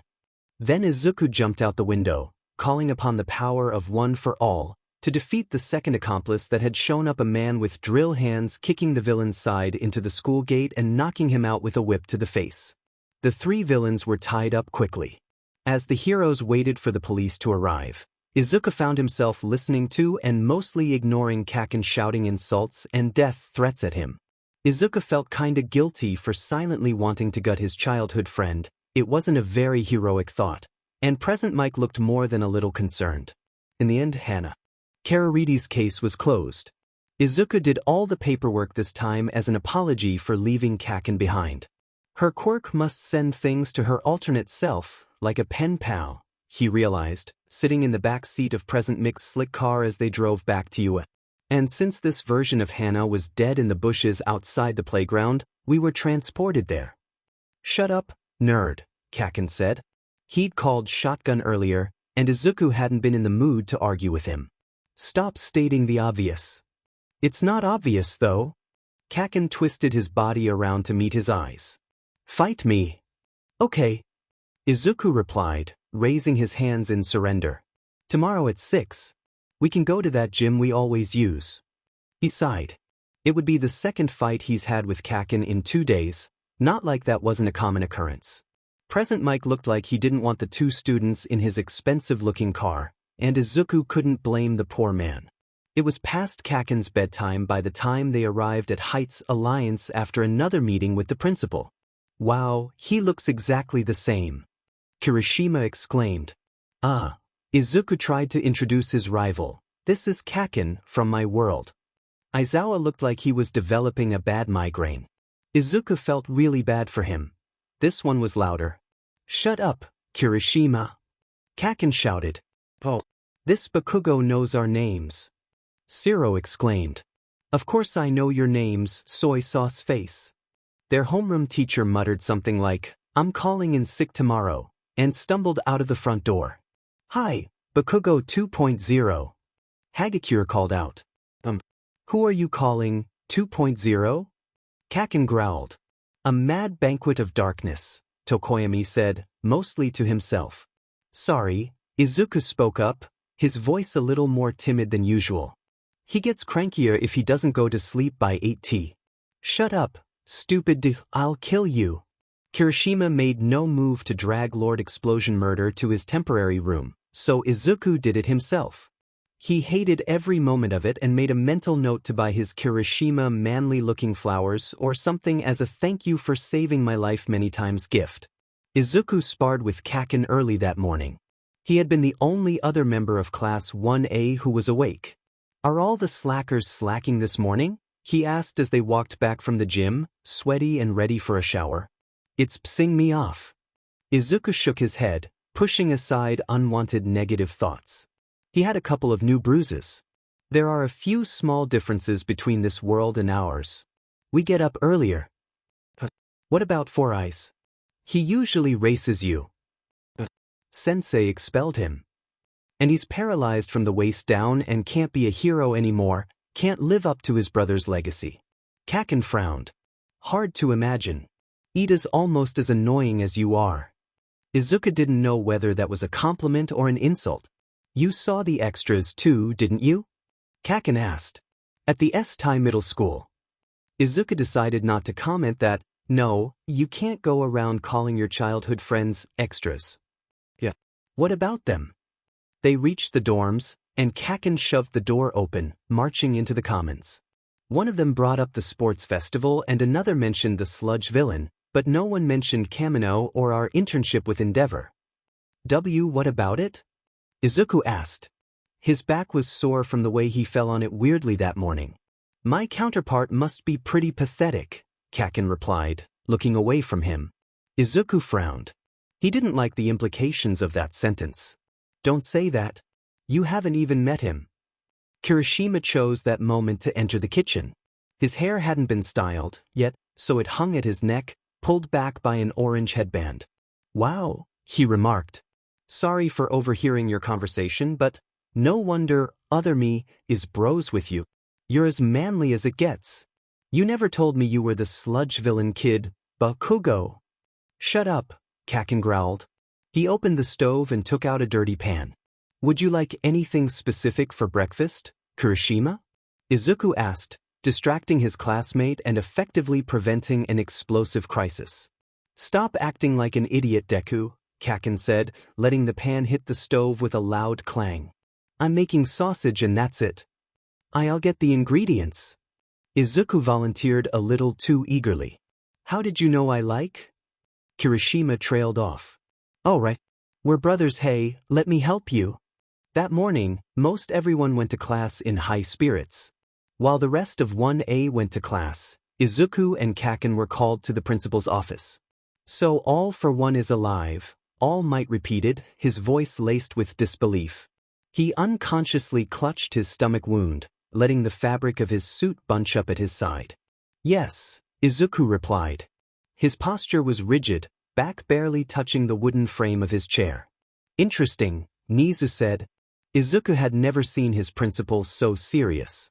Kaken said little, opting to lean back in his chair and prop his feet up, subtly kicking Izuku's chair whenever he felt like it. We have all might, Neza continued, so we're prepared, but... The principal trailed off, swiveling his seat to face the symbol of peace. He took a sip from his teacup. You only have an hour a day. Correct, All Might answered. His baggy clothes sagged off his frail form, and Izuku realized how dire their situation was. What about your successor? Kaken growled, crossing his arms. Izuku suddenly felt really bad for Togata-senpai. His childhood friend had always been weirdly invested in One for All. All Might shared a look with Nizu. Not ready, the principal finished, pulling away from the symbol's guilty gaze. He's not ready. Kaken scoffed. Seems about right. He kicked Izuku's chair again. They continued the conversation for a while, even after homeroom began. Detective Tsukachi joined them halfway through, greeting the teenagers with a cordial smile before bringing out an old-fashioned notebook. Izuku had been recounting his experience under Endeavor's tutelage while his rival made snarky comments. And then Hawks gave us all those books, he said, straining his mind for information, and talked with Endeavor a little bit before flying off. He said he was doing missionary work. No, you were the one to call it missionary work, Kaken corrected him. The Kakibi just agreed with you. All Might narrowed his eyes, clasping his hands together in a contemplative measure. The chair creaked under his weight. Missionary work? He asked. Interesting. Nizu looked out his window, and Izuku could almost see the current flowing through the circuitry in his head. You two are only students, the principal spoke up, gingerly tapping his paws against his wooden table. While you both have many stories, we adults are surely working behind the scenes to keep you safe. And if our worlds are as similar as you make them out to be, I need to deduce my counterpart's intentions based on the actions of your school board throughout the year. And from the interactions of pro-heroes, I need to decipher the Safety Commission's plans regarding the League. Therefore, it would be wise for you to leave out no detail. We understand. Izuku spoke for them both. He was pretty sure the principal was secretly recording the conversation. Kaken grunted, crossing his arms. All the first years are at work studies now. There's definitely something STI going on. Izuku nodded in agreement. Endeavor's the number one now too. I see. With whatever happens, Nizu said, it seems that we're not the only ones who need preparation. Now, what was the name of that book again? Izuku walked to lunch in a slump. Kaken stuck to his side, pretending to be unaffected by his somber mood. They continued down the hallway in stoic silence, stopping only once for Izuku to wave at Shinso strolling by in the opposite direction. Stop it, Kaken suddenly barked, jabbing a finger at Izuku's head. You're being annoying. Huh? Izuku asked. I didn't say anything. Exactly. It's pissing me off. They took a detour, stopping by the restrooms to continue their conversation. Is this about your stupid quirk? Kaken asked, leaning against the doorframe of the men's bathroom entrance. If so, you'll have to wait. The walls have ears and all that crap. No, it's different, Izuku said. But it's about your quirk, Kaken insisted. If he wasn't angry before, he was, now. Kinda, he replied, letting out a deep sigh, unable to fool his childhood friend. Yeah, you're right. I'm always right. Izuku looked away from Kaken, but not before catching his friend's victorious smirk. It's nothing important. Bulls. Kaken. If it's about your quirk, it's FING important. Kaken. Izuku exclaimed. His gaze dropped to his worn-out, red shoes. It's just, I figured out the difference between our worlds and it's my fault. When I first met All Might in this world, he recognized me from an interaction right before the sludge villain got to you, he explained. And then when I talked to people Shinso, All Might, Togata-senpai, Aizawa-sensei, Todoroki, and everyone else in the class and concluded that the only notable difference was me. Here, instead of going to UA, I attend some random high school near our neighborhood. Yeah, with extra number 1 and extra number 2, Kaken recounted.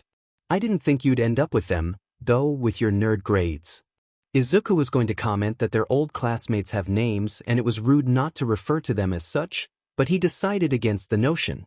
The differences began at the sludge villain. And the fact that you got caught up in it in the first place, that proves it.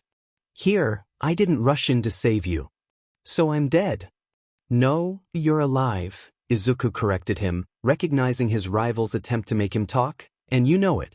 Your throat's all messed up. I must be a real Hiata, then, his childhood friend said. Wonder how I survived. A rare understanding and acknowledgement laced his tone. No, not really. Kaken, when I ran in to save you, I wasn't thinking. I didn't make the choice. My feet moved on their own. Well, thank goodness you're a true FING hero then. Izuku tried to hide his smile, as if Kaken hadn't just directly complimented him. Had he done that before? It was probably an insult, anyway. Forget what I said, Deku. Izuku's smile grew, against his will. Kaken threw up his hands in pure exasperation. For F's sake, shut up. The bathroom door swung open. The other Katsuki Bakugo walked out, shaking his damp hands in the air. He looked between the childhood friends, scoffed, and walked away. He heard us, Kaken said, narrowing his eyes. How? I do that a lot, he continued, marching in the direction of the dining hall. Stick my S-taya where it doesn't belong. Izuku started walking after him. What? He came out fully knowing that I'd know he heard our conversation. Kaken, wait. His childhood friend had taken off in a sprint, leaving Izuku to desperately chase after him. There was so much more he wanted to talk about, if Kaken would even listen, that is his short conversation with his alternate timeline counterpart, how the look in his eyes reminded himself of his own from a mere 2 years ago, the question left unasked, can someone without a quirk become a hero like you? Kaken would have an answer, he believed, whether it was good or not was another story, but his friend and rival would know how Izuku could face his quirkless counterpart and say something like, I'm sorry, But for you, that opportunity is gone. Togata-senpai was very worthy, after all. Katsuki Bakugo marched up to as dining table with a scowl etched on his face. All right, US Stains, where the F did the other me go? Kirishima instantly brightened up. Bro, he exclaimed. Ashido looked confused. Izuku caught up to his friend. Shouldn't we sit down and eat? Lunch is halfway over, and we're going to see him during the afternoon classes, anyway. Kaken stared him in the eye. Fine. He turned back to the class. You all better have saved me a spot, he said, pointing an accusing finger at Kirishima, who saluted back before walking away. Izuku let out a breath of relief he didn't know he'd been holding in. Midoriya, are you okay? Uraraka asked, and Izuku jumped a little. He hadn't expected the use of his last name. I'm all right, he replied. Kaken's high maintenance. He winced. Don't tell him I said that. Lunch was, again, uneventful, but it was relaxing and reminded him of his own Class 1. Izuku sat between Todoroki and Uraraka, who shared about midnight's very informative history class. Todoroki silently listened, poking at his cold soba, and Azui commented about the extra desk that had been in the classroom that day, and used. Shoji asked if everyone was up for a board game night. Hagakure offered to do Jiro Snails. Mineta complained about the height of his desk. Kaminari was doing some last-minute homework, and Kaken had gotten so annoyed that he'd started tutoring him, to the surprise of his classmates. How the heck do you forget the F and quadratic formula? He asked, raising an eyebrow. Math isn't my strong point. Kaminari defended himself. And I remember it. It's just, what do I do if there's a negative under the... Katsuki Bakugo picked up one of his classmates' pencils, snapping it in half under his grip. I swear to All Might I am going to murder you. Kaminari grinned. Thanks, Kaken. Heroics was taught by ectoplasm and accompanied by midnight that day. Izuku silently wondered where Aizawa-sensei was. He hadn't seen his homeroom teacher all day. Where the F is All Might? Kaken demanded. Kaken, he doesn't teach the first years in this world. Why not? Kaken. Izuku shot him a knowing look. Shut up. Kirishima gawked. You two get taught by All Might? He exclaimed, waving his arms in the air. That's a cool hero costume, Midoriya, Ojiro said.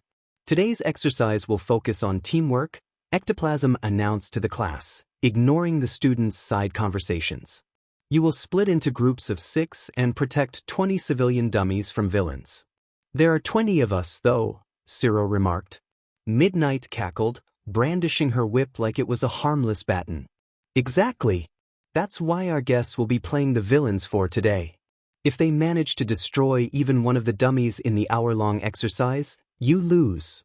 The principal requested to see today's training clips afterward, Ectoplasm added, so please do your best.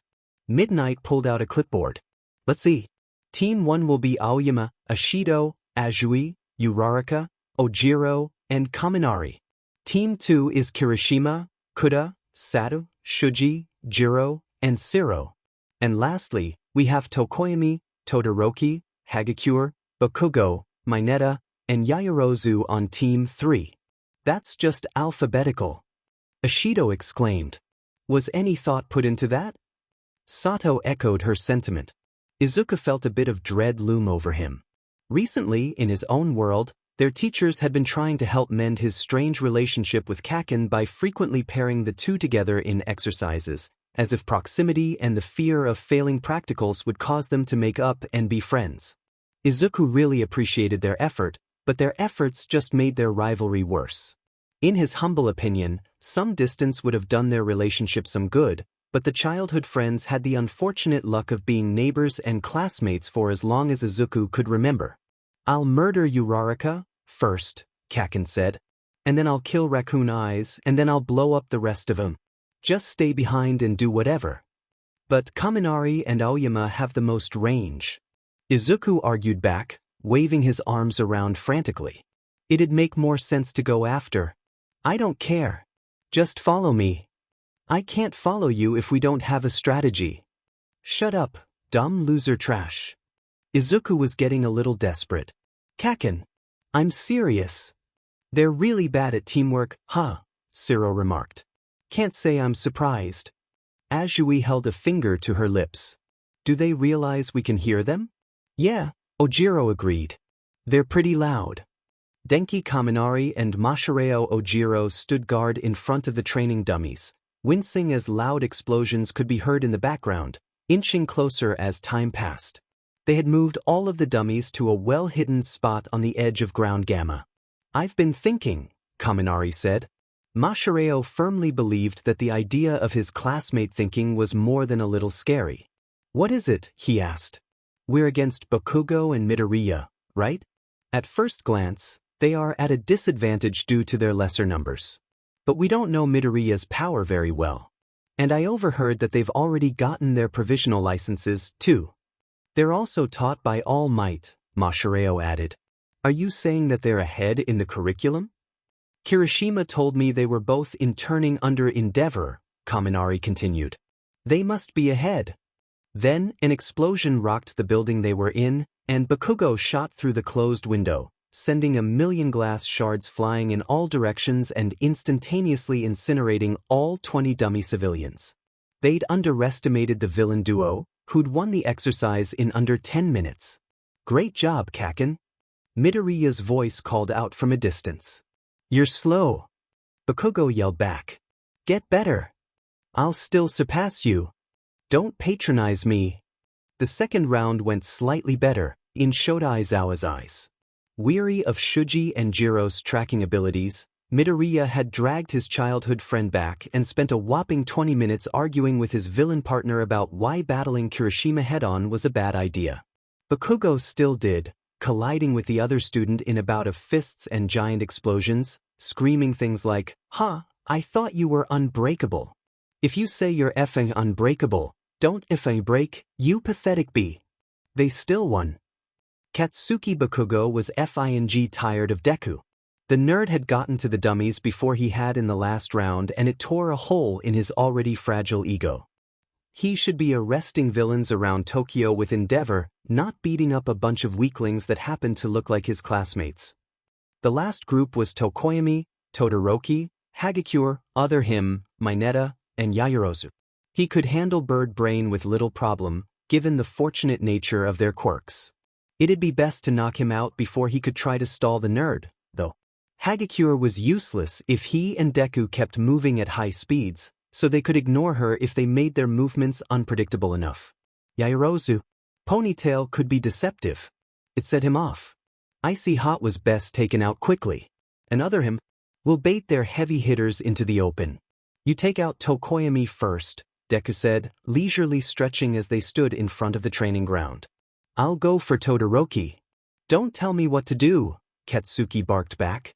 It's a stupid plan anyway. The nerd had the guts to ask, turning his upper body to face him. Come up with something else. I already thought of that. Hagakure is probably the scout, Deku muttered in that annoying voice of his, pressing his mouth against a relaxed fist. Todoroki would go out on his own, and Yaoyorozu would stay back and develop artillery, and Tokoyami, who has good long-ranged abilities, would patrol the perimeter, probably with Mineta, who'd set up traps. You'd probably come looking for me or yourself. Probably you. Katsuki scoffed. The hero team's 15 minutes of preparation time were almost up. I know. Let's keep your counterpart in the game until the end, the nerd suggested. His explosions would mask your own, and it might be confusing for their scouts. Katsuki glared at the timer. 1 minute left. Ponytail would expect that. She'd avoid confrontation or stall. She doesn't know me, though. Still a stupid plan. She'll realize it 5 minutes in. 10 seconds left. I'll take the right side, Deku said. You take the left.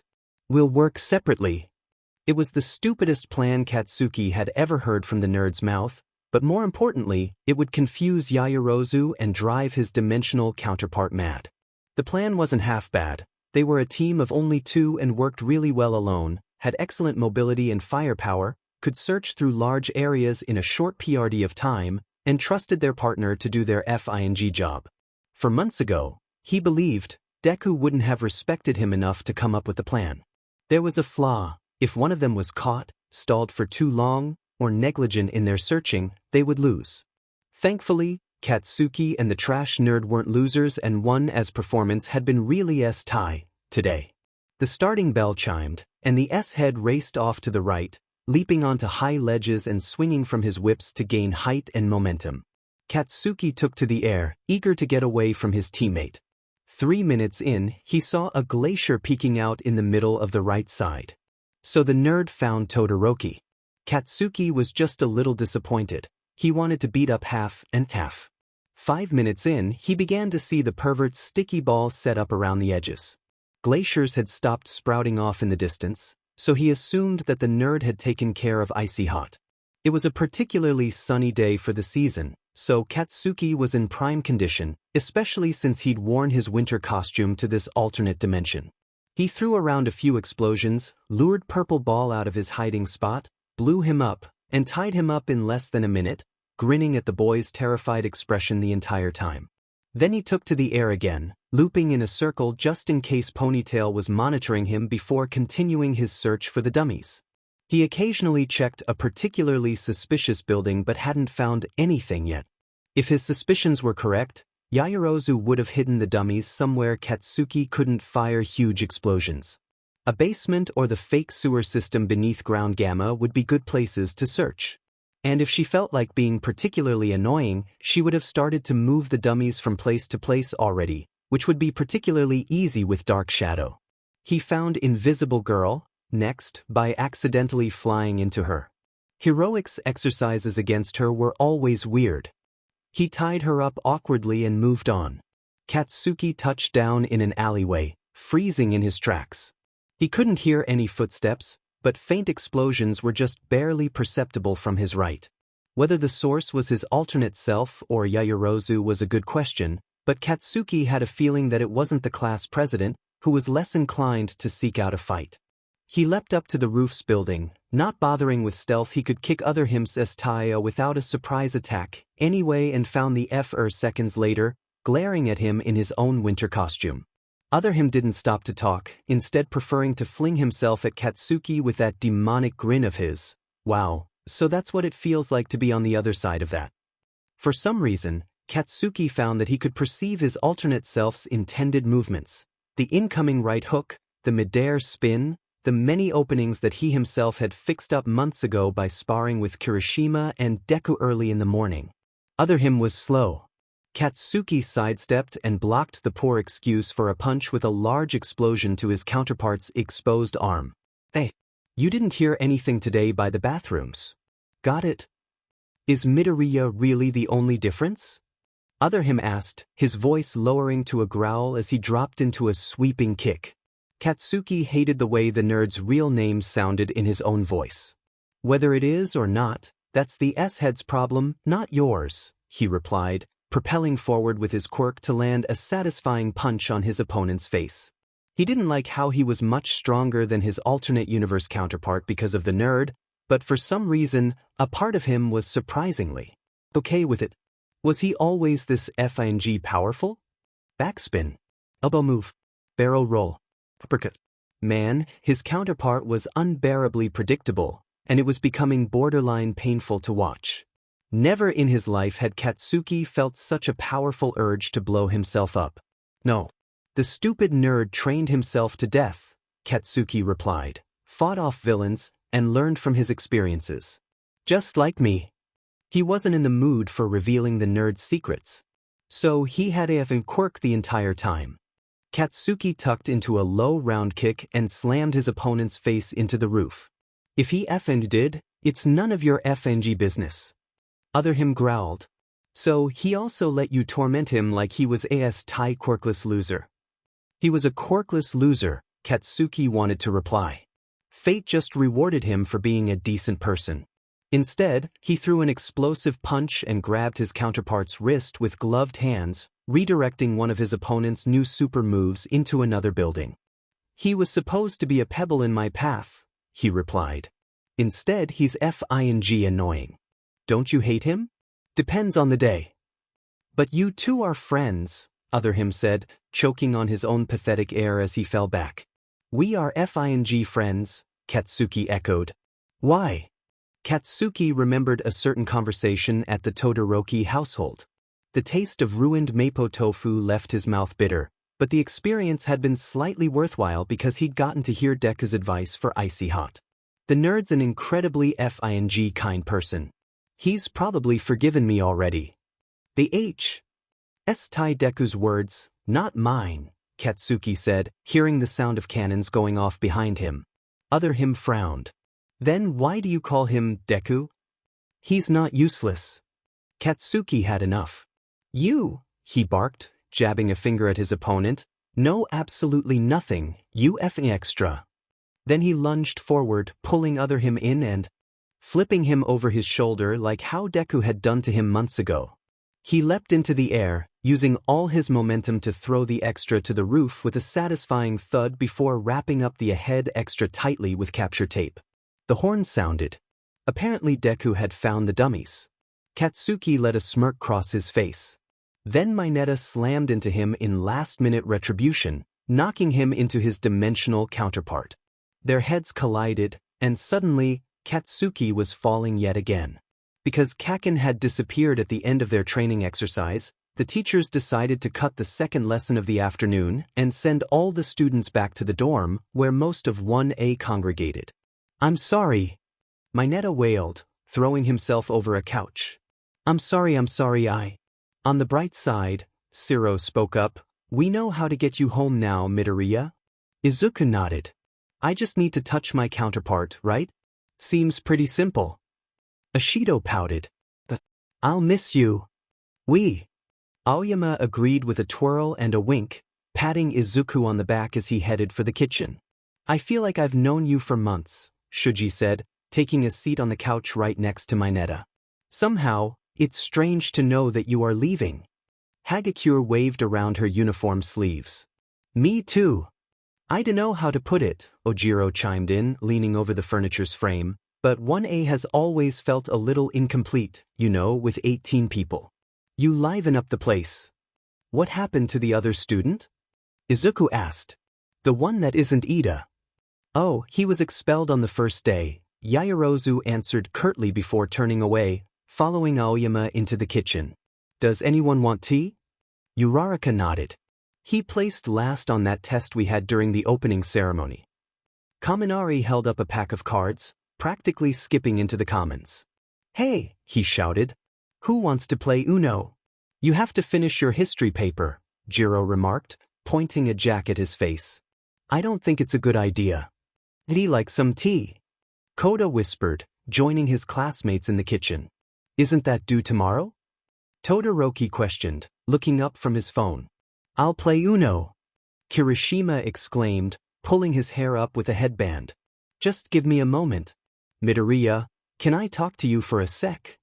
I'll make some desserts for the occasion, Sato volunteered. I refuse to play such a cursed game, Tokoyami said, leaving for his room. Izuku followed Kirishima out of the commons. Kirishima led him to the boys' laundry room, which smelled worse than Izuku remembered it to be. Someone had left their clothes in the washing machine overnight, and it stunk. Piles of lost laundry, clean and dirty, had been dumped in a giant, blue plastic bucket in the corner of the room. Someone had attempted to lighten up the smell with an odor eliminator, but the watermelon-flavored spray sitting on a dryer seemed to make everything worse. In other words, it was the bane of Ida's very square existence. Alright, I gotta be honest with you, man, Kirishima spoke up, leaning against a fold-up table covered with dirty socks and underwear. Does your Bakugo hate me or something? Huh? Izuku asked, confused. Of course not. Why would you ever think that? The redhead frowned, clenching his fists. In the exercise today, he called me out for being weak, and I dunno, it really struck me. Kirishima. Izuku moved toward the alternate version of his friend, sitting on the table next to him, and apologizing to Ida in his thoughts. He did that because he cares. You're his best friend, you know? It's because he knows he can't break through your unbreakable form anymore at home without pushing past his limits. He knows you can do better. In fact, you're one of the strongest members of our class. Really? His classmate asked, a surprised tone lacing his words. I am. Izuku nodded, smiling fondly. And one of the bravest, too. We went on a mission together months ago to save this little girl. It was a team-up raid on the Yakuza. I heard all about your fight. What happened? You tried to save Aizawa-sensei and ended up separated from my group. But then, when Fat Gum the hero you interned under was on his last stand, you jumped in to protect him. It was so cool. Izuku continued the story, recounting all that he knew. You were covered from head to toe in bandages when I next saw you at the hospital. They said you were unconscious for hours. Kirishima let out an emotionless chuckle. But that other Kirishima, he's not me. I'm not brave like he is. When push comes to shove, my feet don't move. But he is. Izuku insisted. The two of you are like, exactly the same. And when it really matters, Kirishima, I'm sure your feet will move. Just, he chuckled a little, don't think too much about it, okay? Midoriya, Kirishima said, wiping his eyes and throwing an arm around his shoulder, I'll do my best. He was tearing up, and Izuku was too. Uno consisted of Kaminari, Azui, Uraraka, Todoroki, Kirishima, and Bakugo, who the redhead had dragged to the coffee table. Everyone else had skipped the game for Yaoyorozu's study session for that history test tomorrow that no one wanted to fail in addition to that paper Kaminari had yet to start working on. Izuku had joined upon Uraraka's request he would be leaving soon anyway, so what was the harm? Sitting between her and Kirishima. Todoroki placed down a blue 8 with care. Uno, he said, his voice monotone as ever. Izuku wondered why he joined the game in the first place. The poor kid looked almost dead on his feet. Similarly, Bakugo moved like a drunk zombie. Go to H icy hot, he growled, snatching a card from the pile in the middle. Are you cheating or something? Kaminari whined, staring at the singular card in his classmate's hand. I'm not cheating, Todoroki answered. Todoroki's just good at the game. Kirishima remarked, throwing down his own card with a fiery spirit. Izuku placed down a blue 0. I'm not sure there's much strategy that goes into Uno, he said. He's just very lucky. Uraraka surmised, dropping down a blue 9. Someone changed the color. Todoroki doesn't have a red, Azui said, placing her own blue 9 on the table. He drew a card last time we were on reds. Izuku nodded. I remember that. Unfortunately, I didn't have a red 9, and now it's Todoroki's turn again. Kaminari looked like he was about to short-circuit. How are you so good? He wondered aloud. Todoroki placed down his draw 4 with extra care. I do my best, he replied. Bakugo screamed. That night, Aizawa-sensei pulled him aside in an empty hallway to inform him that he'd be going home the next day. Izuku was really grateful. He missed Ida and his friends very much. Class was very lively with your presence, his teacher drawled, leaning against the wall. Was that a compliment? Izuku really didn't know. Thank you, sir, he replied, bowing. Aizawa scoffed, crossing his arms. A strange, fond expression grew on his face. I get the feeling that you cause my alternate self a lot of trouble. Why? Oh really? Izuku turned away in embarrassment. He was sure Aizawa-sensei was staring at the scars on his hand with either an expression of revulsion or hidden concern or maybe both. You've almost expelled me many times, sir, he admitted, looking down at his feet. We keep getting into villain fights, after all, and I keep getting caught in them. Somehow. The incredulous expression on the pro-hero's face made Izuku nervous. On the first day of school, I came in last on the quirk apprehension test, he continued. But I'm doing better now, especially from getting experience at Sir Nitai's and Endeavor's offices. His teacher's lips quirked up. Internships, I see. Are you top of the class? Izuku shook his head and managed a smile on his face. No, he replied, fidgeting with his fingers. Yaoyorozu is first in grades, after all, and Ida's the fastest. Uraraka's really good at rescue and Kirishima has the most endurance. And I'm still working hard to catch up to Kaken. You'll make a fine hero, Midoriya, Aizawa interrupted him. Just stay alive to see it happen, okay? With that, his teacher turned around and began to leave. I will. Izuku promised. That night, his sleep was very peaceful. Izuku was on his morning jog again at 5:30 in the morning, taking a more scenic route than usual. Halfway through, he met a second year who was more than happy to train with him. He never got her name, but her snowball quirk had been interesting to spar against. On the way back to the dorms, he found Bakugo and Kirishima sparring in the woods. Ojiro was swinging from tree to tree with his tail, perspiring heavily and leaping with every ounce of effort he could muster. Tokoyami was on the roof of their dorm, meditating. Uraraka spun slowly in the air, weightless. The doors to the building were open, allowing the morning breeze to seep in. Izuku smelled pancakes. Sato was in the kitchen, whistling a cheery tune. He shot Izuku a thumbs up and a very Sato-like grin. Hagakure was making coffee. In the commons, Yaoyorozu had a stack of notebooks laid out on the coffee table, tutoring Jiro and Ishido. Kaminari had joined, plugging himself into the nearest outlet for a morning brain boost. Todoroki walked through the main entrance looking like he'd finished a marathon. "Excuse me, Midoriya," he said, moving past him and toward the boys' elevator. Izuku took in the familiar sight. This was what Class 1A was supposed to be like in the mornings. "Ah, Midoriya." Ishido's loud voice surprised him. "Ishido?" His classmate swung her arms onto her hips. "We know we won't be seeing you for much longer, so we decided to hold a breakfast party. To celebrate our time together." She put a finger to her lip, her eyes shooting up in excitement. "Hey, maybe if we meet this other Midoriya one day, we can invite him over. What do you think?" Maybe," Izuku agreed. He wasn't so sure it was a good idea, but then again, maybe all his counterpart needed were some good friends who believed in him. Instead of going to class, Izuku was driven to the worn-down educational institution that was Aldris Senior High School, currently in the middle of taxpayer-funded repairs by Present Mike, who still looked a little wary of letting Izuku into his car, hero costume in tow. "You're a big problem child, you know?" the UA teacher asked him as they pulled through the gates of the school. "You've got a racer running around like a loose chicken looking for its legs. It's funny to watch." Izuku didn't know how to reply to that, so he chuckled awkwardly instead. He was feeling very nervous. "Ready to go home, young listener?" Present Mike asked, unbuckling his seatbelt. "Yep." The other Izuku Midoriya looked at him in awe, as if he was a magician with a really good trick or the world's last hope against a great evil. Izuku really wanted to be neither, but All Might's warnings about All for One implied otherwise.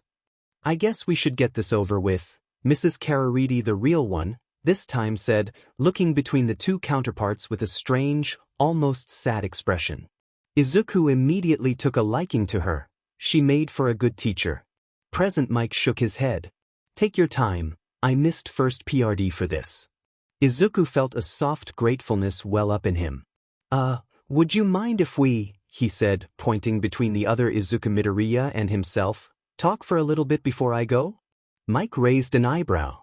"Sure," Mrs. Karariti said and walked out of the empty classroom. Present Mike followed, but not before sending Izuku an almost solemn look. "Goodbye, Present Mike," Izuku called out, waving. "Goodbye, little listener," the pro hero said, turning back one last time. The door shut behind the two teachers, leaving the two high schoolers alone. The musty, classroom air felt almost suffocating. Izuku couldn't help but feel sorry for his other self, who had also given up on his pipe dream like Izuku had all those years ago. They'd chased after heroes, taken legions of notes, and had been bullied by Kaken for years. Why did fate decide to bless Izuku and not his alternate self over a single choice they didn't consciously make? "You said you had a question for me?" he asked, pulling out an empty, wooden chair and sitting down. He placed his costume suitcase on his lap, clutching it for comfort. He smiled at himself from an alternate future, taking in his healed burns and scarless hand, his meek posture and unsure eyes. "Can someone without a quirk become a hero like you?" He hadn't decided how he would answer the question. He'd forgotten about it after playing Uno and talking with Aizawa-sensei and had gotten a good night's rest instead of thinking about it all night. His dimensional counterpart stared into his eyes, shaking in his seat. "When the chameleon Lady W was attacking the school, did you save Kaken?" Izuku froze. What? He's mean to you too, right? Other Izuku asked, straightening slightly. And he can handle himself just fine. He's a hero. Student. So why? Izuku shook his head, looking down at the large number 18 on his costume case, evidence of his enrollment at the prestigious UA. I thought you were going to ask a different question. Other Izuku looked embarrassed, ducking his face under his curls of hair. Oh yeah, I just figured that. Since you were me, you'd give me the same answer I gave myself. Oh. Izuku hadn't thought about it in that way. Now that he was looking closer, there was a bitter expression in his dimensional counterpart's eyes. Whether it was a product of many negative experiences from the last year or had been building since he was 4, Izuku would never know. But he did recognize the source of that guilt. After all, their selfish question for All Might had caused Kaken to end up in the sludge villain incident in the first place. And since other Izuku never rushed in, someone once told me, he spoke up, that meddling when you don't need to is the essence of being a hero. I guess I'm not cut out to be a hero after all, his counterpart said. That's another difference between us. Because you were born with a powerful quirk and I wasn't, right? Why you could defend yourself. Izuku had seen similar eyes in Kaken one fateful night after the provisional license exam, shouting his guilt to the empty buildings of Ground Beta. When had he learned to forgive his childhood friend and tormentor? He hadn't put much thought into it. Had it been in the last year, when he decided he wasn't going to be a punching bag anymore? Izuku didn't think he naturally held anything against Kaken. His former mixed feelings for his childhood friend, adoration, envy, hatred, had finally started to resolve themselves, anyway. That's not it, he replied, forming a small, nostalgic smile. My quirk came in when I was 15, on the day of the UA entrance exam. His counterpart's eyes widened with surprise. What does that mean? If your quirk hasn't come in, I don't think you have one, Izuku answered, frowning. He couldn't say that someone had given it to him, especially since he didn't want his counterpart to go looking for people like All for One in search of a quirk. But Izuku couldn't exactly give him false hope, either. Togata-senpai was very worthy after all. Yeah, okay. A moment of silence passed between them. See, can you tell me some stories? Of UA?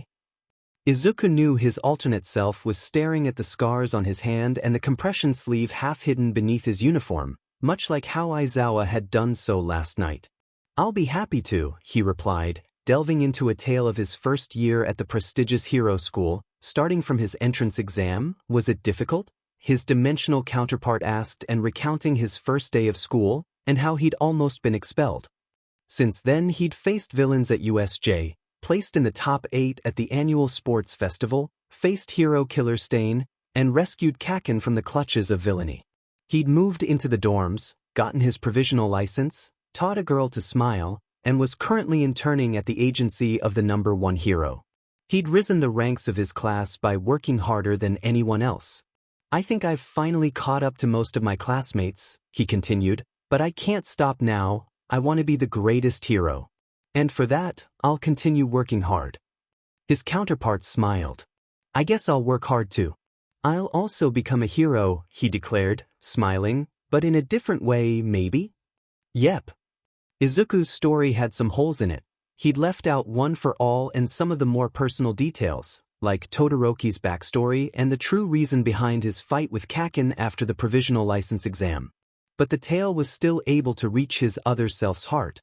It was nice to meet you, Deku, Izuku Midoriya told him, holding out his hand. I'm glad we were able to talk. Izuku believed that, at this stage in life, his counterpart was fundamentally different from him. Other Izuku didn't have the heart of a hero. Or maybe he did, but it was lying deep within his heart, pushed and tucked away by his peers and tormentors. Maybe that made a difference on the day of his origin, and maybe it didn't. But mulling over it wouldn't do both of them any good. The situation kinda reminded him a little of this world's Kirishima. It was a pleasure to meet you too, Izuku replied, taking his counterpart's unblemished hand in a firm handshake before finding himself tumbling through a sea of black. All they could do now is to keep moving forward. When Izuku was finally let out of the police station, Aizawa greeted him with either a dead stare or a stare of death. Izuku couldn't tell the difference and berated him for his careless attitude for the entire duration of the awkward car ride back to UA, topping it off with another expulsion threat thrown in. It seemed that he was right. His teacher did seem significantly less stressed in that other dimension. At least present Mike was happy to have Izuku back, it seemed. The voice hero had excused him from a major 12-page research paper that had been assigned on Monday. Izuku saw that as an absolute win. He could focus on extra training. Eraserhead was less sympathetic, assigning him extra practical sessions with him before dinner, but that, too, was an absolute win. Maybe he could catch up with Shinso. That afternoon, Principal Nizu received a very comprehensive report about alternate universes, and All Might fretted over him for a good hour or so. Izuku showed off his progress with Float, and even though it wasn't anything significant, he still kept falling for some reason. The pride in his mentor's eyes warmed his heart. He'd missed his All Might very much. This one had believed in him when no one else did. It was around 5 in the afternoon when Izuku arrived at Heights Alliance, exhausted and extremely thankful that he'd arrived home in one piece. Uraraka noticed him first. She'd been looking out the window for one reason or another and ran out the dorm's front doors at a speed Izuku only saw her move at in training, shouting his hero name, he'd missed that, and throwing him into a hug. Aoyama was next, draping an arm over his shoulders and fretting over him like he was a lost puppy. Todoroki almost set his clothes on fire, and Kirishima pulled him into a friendly chokehold. Mineta shot him accusing looks and Kaken scowled at him. Guys, I implore you to please respect Midoriya's personal space. A familiar, very class president-like voice shouted above the ruckus. He must be very tired from being kept at the police station all day. Izuku's eyes landed on Ida's and started to water. Oh, for this sake, I'm going upstairs, Kaken growled, turning around and slamming the door behind him. Izuku ignored him, breaking through the crowd and meeting his close friend at the dorm's front entrance, dropping his suitcase. Ida, he exclaimed, unable to hide his happiness, I missed you. Bakugo told us all about your adventure. Kirishima spoke up, placing his arms on his hips. Man, I still can't believe Ida was expelled. Imagine how dirty the dorm would be. The kitchen would be a mess. Yeah. Ashido chimed in. I'd be late to class every morning. Izuku didn't comment on that. Instead, he sent his good friend a silent, knowing look, and Ida solemnly nodded back in understanding. Todoroki, this one used both fire and ice at a refined level, looked between the two with a slight bit of hesitation. I talked to Endeavor for you, he said, turning to Izuku. He says he understands. Thank you, Todoroki. Coulda let him hold his bunny. It calmed his nerves. I'll bake a welcome back cake. Sato announced. Who wants to help? Me. Hagakure exclaimed, her clothes bouncing up and down. I'll help. Uraraka said, pumping a fist in the air. I'll come too, Siro piped up, surprisingly. Maybe I'll need this skill in the future, you know? Ojiro wanna help. His classmate flicked his tail. Why not? Izuku looked between his classmates, not bothering to hide his grin. Ida stood beside him, studying his expression. You seem like you've been doing a lot of thinking lately, he said, raising a hand to adjust his glasses. Izuku didn't deny it. I'm very blessed, he replied, believing every word. Understandable. You've had a very eventful past few days. Izuku saw it now. He had changed so much from the jittery person he was in middle school. He had true friends, now, and a bright future. It would be blind of him to ignore the sheer amount of luck that he's had in the past 2 years, coupled with hard work and determination. Izuku studied and trained so much to be where he now stood, and for that opportunity, he was eternally grateful. As for his alternate universe self, Izuku remembered that one winter evening after his second internship, when the villain ending had attacked Todoroki's brother. It had been a triumphant encounter but a sad one, too, and Izuku thought that, if Endeavor, the #1 hero, had moments where he stopped to think, that it was okay for his alternate self to make that same mistake, too, and still aspire to be a hero, albeit in a different way. If Endeavor froze while his son's life was at stake and still was able to move on, then the other Izuku too should have the chance to hold his head high and press onward. Seeing Ida again reminded him of the incident at Hosu, which could have easily ended in a very different way, now that he had experienced that alternate ending for himself. It brought back memories of what the gentle criminal said to him after their skirmish months ago. Izuku supposed that he could have been expelled from the hero course, too, very easily. He could have faced the repercussions of vigilantism, just like how he could have let himself think for just a moment in that crowd back in middle school, watching his tormentor suffocate to death. Indeed, his current happy life was an agglomeration of tiny experiences and choices, and somehow, he'd by fate or chance. He didn't know picked many good paths of life to walk through. "Are you okay, Midoriya?" Ida asked, snapping him out of his ponderance. Class 1A was beginning to move back in the dorms, eager to start preparing for dinner. "Yeah, I'm good," he replied easily, following his good friend inside. He was starving. That night, he approached Kirishima's door with a hesitant knock. "Come in," his friend's cheerful voice called out, muffled by the door. Izuku had walked in on a late-night homework session. He idly wondered why his classmate was alone before remembering that it was 9 in the evening. Kaken was asleep. "Hey, Kirishima," he said. "Sorry for bothering you." "It's nothing," his friend exclaimed, a toothy grin spreading across his face. "By the way, did you understand question 2 on the math homework?"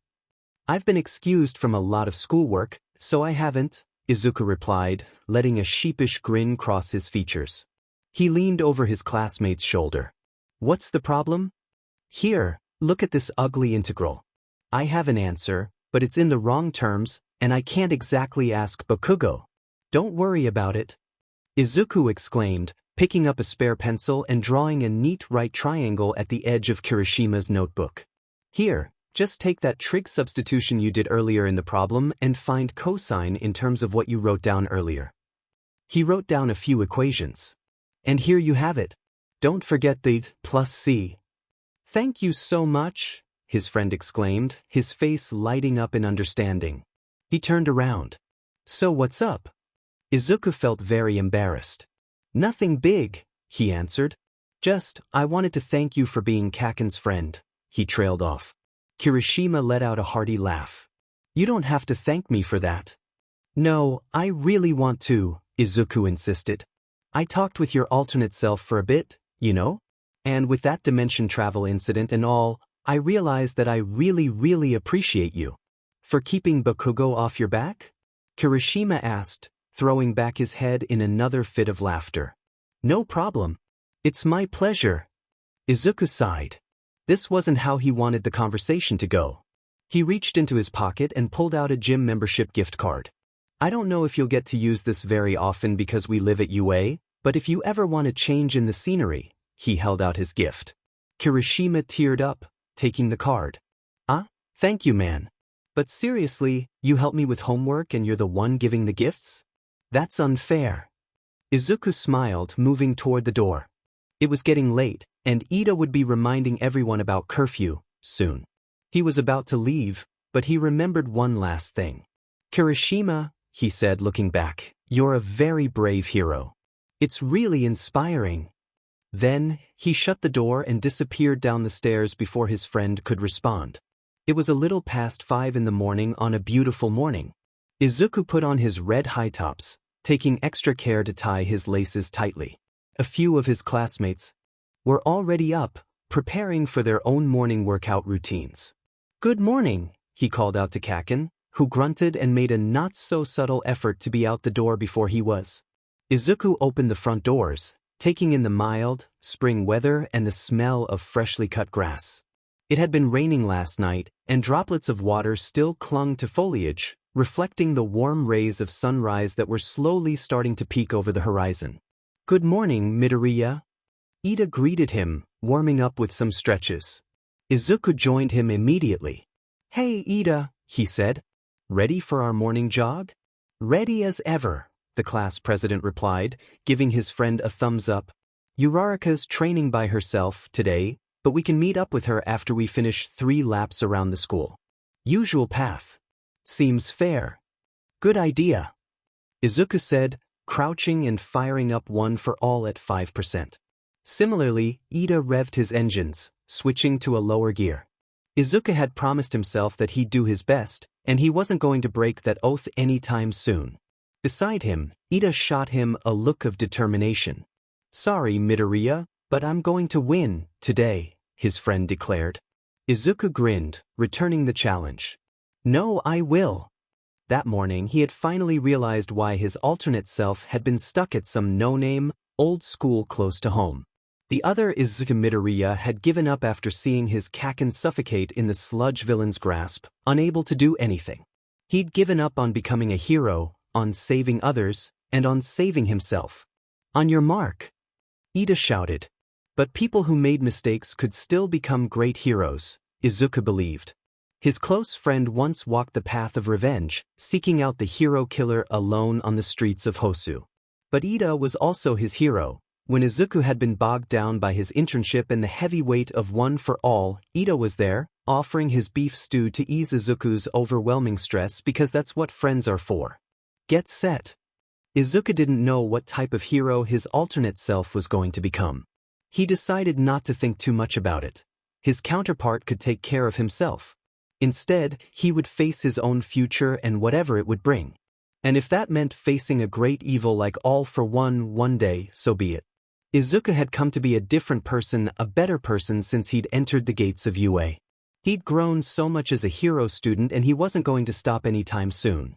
After all, remembering his origin made him feel like he could do anything. Go! Ida hollered, pushing himself forward in a sprint. And before Izuku had the chance to ponder his past for any longer, he let out a burst of One for All through his body, leaving his personal musings in the dust and racing toward his very bright future. Hey Mom, I'm home, Izuku Midoriya called out, gently closing the door behind him and taking off his shoes. He was new to rising early, and Izuku struggled to wake up at first, but over the course of the morning his body had gotten used to it. Welcome back, Izuku, his mom greeted him, giving him a warm embrace as she met him at the door.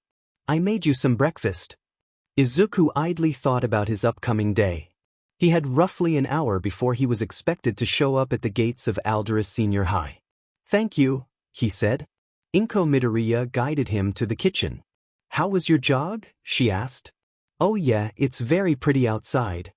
Izuku exclaimed, sweaty and exhausted but filled with a strange feeling of accomplishment and renewal.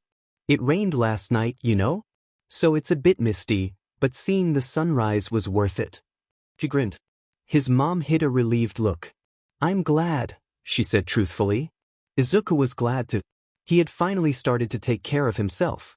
It had been a while, but he had a long journey in front of him, and he couldn't be bothered to do anything but his best from now on. Mom? He asked. This is very sudden, and I know you might not agree with it, but... He took a deep breath. I want to transfer schools. Yes, this was his first step.